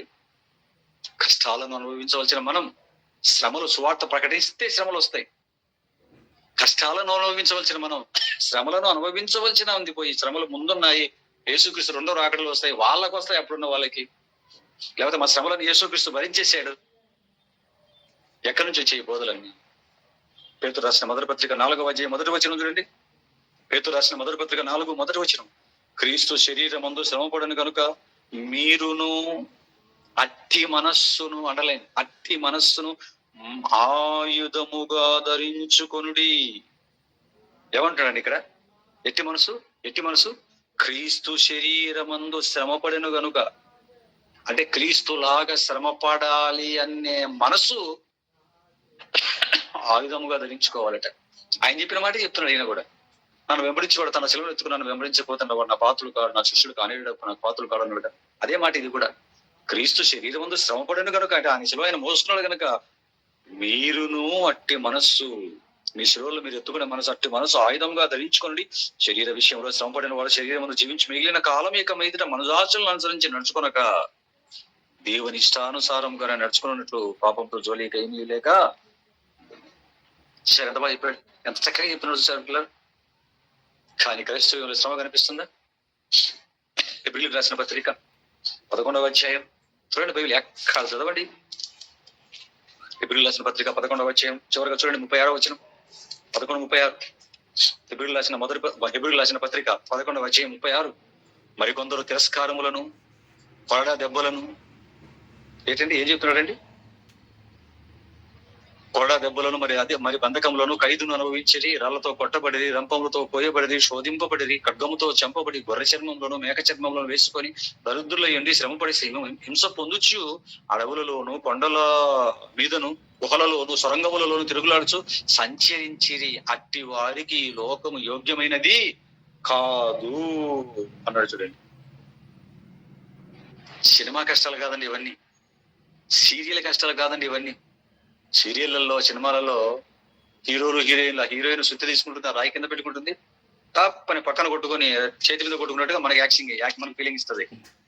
అదేదో చేతికి తగిలినట్టు, అక్కడికి బ్లడ్ వచ్చేసినట్టు, రంగు వస్తారు చేయి మీద, ఓ అని అంటుంటే మనం ఇక్కడ ఏడుస్తుంటాడు. ఇక్కడ ఏడుస్తుంటారు ప్రజలు. డబ్బులు తీసుకొని వాళ్ళు ఏడుస్తున్నారు, డబ్బులు కట్టి మనం ఏడుస్తుంటాం. సినిమాకు పోతే డబ్బు కట్టాలి, వాడు డబ్బు తీసుకొని ఏడుస్తున్నాడు. ఆ హీరోయిన్ కానీ, హీరో కానీ, యాక్టర్లు సీరియల్లో కానీ, సినిమాలో కానీ డబ్బు కట్టి మనం ఏడుస్తుంటాం. సినిమాకి అయితే సినిమా టికెట్ పెట్టాలి, ఫోన్కి అయితే ఛార్జింగ్ వేయించుకోవాలి, ఇంట్లో అయితే దానికి టాటా స్కైకి దానికి కట్టాలి. ఆలోచించండి. వాడు డబ్బు పెడిపోతే డబ్బు తీసుకొని డబ్బు పెడతాడు, వీడు డబ్బు ఇచ్చి నిజంగా ఎడతాడు వీడు. ఆలోచించండి దేవుని పిల్లరా, ఇవి సినిమా కష్టాలు కాదండి. ఆలోచించండి. మరియు చూడండి 36. మరియు తిరస్కారాలు అంటే పోబే ఏం మాట్లాడతావు, నువ్వే మాట్లాడతావు, ఎలా ఉంటుంది? చెప్పినావు కానీ వాక్యం చెప్పిన తర్వాత చెప్తుంటే మనం ఓ అన్నాడు అనుకోండి, ఎలా ఉంటుంది మనకి? తిరస్కారాలు మనల్ని అవాయిడ్ చేస్తుంటే, తిరస్కరిస్తుంటే ఎలా ఉంటుంది చెప్పండి పిల్లరా? మరియు తిరస్కారములను, కొరడా దెబ్బలను అంటే నమ్ముతారండి? కొరడా దెబ్బలు అంటే మరి బంధకాలను, ఖైదును, జైలు అంటండి, నమ్ముతారా? రాళ్లతో కొట్టబడి, రంపములతో కోయబడి నమ్ముతామండి. ఇవన్నీ కూడా రాళ్లతో కొట్టబడటం, రంపలతో కోయబడటం, శోధింపబడటం, ఖడ్గముతో చంపబడటం, గొర్రె చర్మాలు, మేక చర్మాలు వేసుకొని దరిద్రులని శ్రమపడి, దరిద్రులు ఎందుకు అయ్యారు? మొత్తం దేవుడి పని పెట్టేశారు. శ్రమపడి పొందుచు అడవులలో, కొండల మీద, గుహలలో, సొరంగంలో తిరుగులాడు సంచరించి. ఏమంటే అసలు ఈ పదాలు ఎప్పుడైనా అసలు ఈ శ్రమల గురించి మనకు తెలుస్తాయండి? అసలు వీటి గురించి క్రైస్తవులు చదువుకుంటారా అండి? చదువుకుని మాకే సంభవించాలి ఇవి. ఎందుకు రాసేది? వాళ్ళకి సంభవించే మీరు జస్ట్ తెలుసుకోండి, దానికే మనము కూడా అనుభవించాలని రాశాడు. రంపములతో పోస్తున్నారంటే పరిస్థితి ఎలాగుంటుంది మీరు ఆలోచించండి దేవుని పిల్లలు. ఆలోచించండి దేవుని పిల్లలు. రాసుకొని తర్వాత చదువుకోండి, వదిలేయకండి. అయిపోయింది పాఠం 7 శ్రమలుగా. నెక్స్ట్ ఏం చెప్తాడు అన్నట్టు వెళ్ళిపోకండి పిల్లరా. ఆలోచించండి, ఇదంతా ఎందుకు పడ్డారు? ఇల్లు రంపాలతో ఉపయోగపడడం, చర్మాలు ఉలవబడడం, గొర్రె చర్మాలు, మేకప్ చర్మాలు. ఆడవాళ్ళు, మగవాళ్ళు, పిల్లలు ఏమైపోవాలి చెప్పండి? నాన్నను పోషిస్తుంటే పట్టుకొని తీసుకెళ్ళిపోతే తల్లి బిడ్డలు ఏమవ్వాలి? తల్లిని తీసుకెళ్ళిపోతే భర్త బిడ్డలు ఏమవ్వాలి? దొరికిండుకు వచ్చారండి ఇలాగా. ఇదంతా దేనికోసం అయ్యాను? ఇదే పరలోకం కోసం నాయన అంటుంది బయట. పరలోకం కోసం ఎప్పుడు నైనా పడాలి ఇవన్నీ? నీ మరణానికి ముందే, క్రీస్తు రాకడకు ముందే నీవు జీవించిన సంవత్సరంలో, క్రీస్తును నమ్మినప్పటి నుంచి మరణించేంత వరకు కంటిన్యూ అవ్వాలి ఇవి. అపోస్తల కార్యాలు మరొక మాట చూడండి, 14:22. టైం అయిపోయింది. అపోస్తల కార్యాలు 14:22 చూడండి నాన్న, చివరి మాట. అపోస్తల కార్యాలు 14వ అధ్యాయం 22వ వచనం. అపోస్తల కార్యాలు 14వ అధ్యాయం 22వ వచనం. శిష్యుల మనస్సులను దృఢపరిచి, క్రైస్తవుల మనస్సులోనండి దృఢపరిచి, పౌలు గారండి, విశ్వాసమందు నిలకడగా ఉండవలను నీయు. తర్వాత చూడండి, అనేక శ్రమలను మనము అనుభవించి, అనేక శ్రమలు మీరే కాదు నేను కూడా ఇప్పటికే పౌలు గారు ఆ ముందు అధ్యాయంలోనే రాళ్లతో కొట్టారండి. రాళ్లతో కొట్టి ఆ ముందు మాటలు వచ్చినారండి. రాళ్లతో కొట్టి చచ్చాలను విడిచిపడేస్తే దేవుని దయ వల్ల బ్రతికి వచ్చి అలా గాయాలు కట్లు కట్టుకొని అలా వచ్చి ఏం చెప్తున్నాడు, శిష్యుల మనస్సులను దృఢపరచి విశ్వాసముందు నిలకడగా ఉండవలనని అనేక శ్రమలను, అనేక అక్కడ అగ్ని వంటి మహాశ్రమలు, ఇక్కడ అనేక శ్రమలను అనుభవించి మనము దేవుని రాజ్యములో ప్రవేశింపవలనని వారిని హెచ్చరించెను అన్నాడు. చూడండి దేవుళ్ళ పిల్లరా, అనేక ఆశీర్వాదాలను అనుభవించి అనలేదు. ఆశీర్వాదం అనేది భూమి మీద తండ్రి కోసం నీవు అనుభవించే ఒక్కొక్క శ్రమ పరలోకంలో నీకు ఆశీర్వాదమై నీ ముంగిట నిలుస్తుంది. ముగింపు లేని కాలానికి నిన్ను తీసుకెళ్తుంది. మహాసంతోషాలు కన్న తండ్రి పదాల సింహాసనం చెంతకు తీసుకెళ్తుంది. ఇక్కడ నువ్వు అనుభవిస్తున్న ఒక్కొక్క శ్రమ పిల్లలు. ఎందుకంటే ఈ శ్రమలు అంటారా, క్రైస్తవ్యం శ్రమపడకపోతే, క్రైస్తవుడు శ్రమపడకపోతే క్రైస్తవ్యం విస్తరించదు పిల్లలు. క్రైస్తవుడు శ్రమపడకపోతే, స్వార్థ ప్రకటన కోసం శ్రమ, మళ్ళీ నీ కుటుంబం కోసం అప్పులు చేసుకొని ఏడ్చడం కాదు, కూర్చొని తప్పులు చేసుకొని తలకు మించిన వడ్డీలు, మంచం ఉన్నంత వరకు కాలు చాపుకోకుండా మంచానికి మించి కాలు చాపుకొని ఏమంటే ఇవన్నీ చేసేసుకొని బిడ్డల చదువులు లక్షలు బతకడానికి గుప్పెడు మెతుల కోసం కాకుండా లక్షలు వెజ్జల్లుకొని అప్పుల పాలైపోయి దేవా అనుకో ఏడ్చుకుంటూ కూర్చోడం కాదు. అప్పుల వాళ్ళు వచ్చి తిడుతుంటే ఓ దేవా అని లోపలికి వెళ్ళి, బయట వాళ్ళు తిడుతుంటే లోపలికి వెళ్ళి నువ్వు ఏడ్చడం కాదు.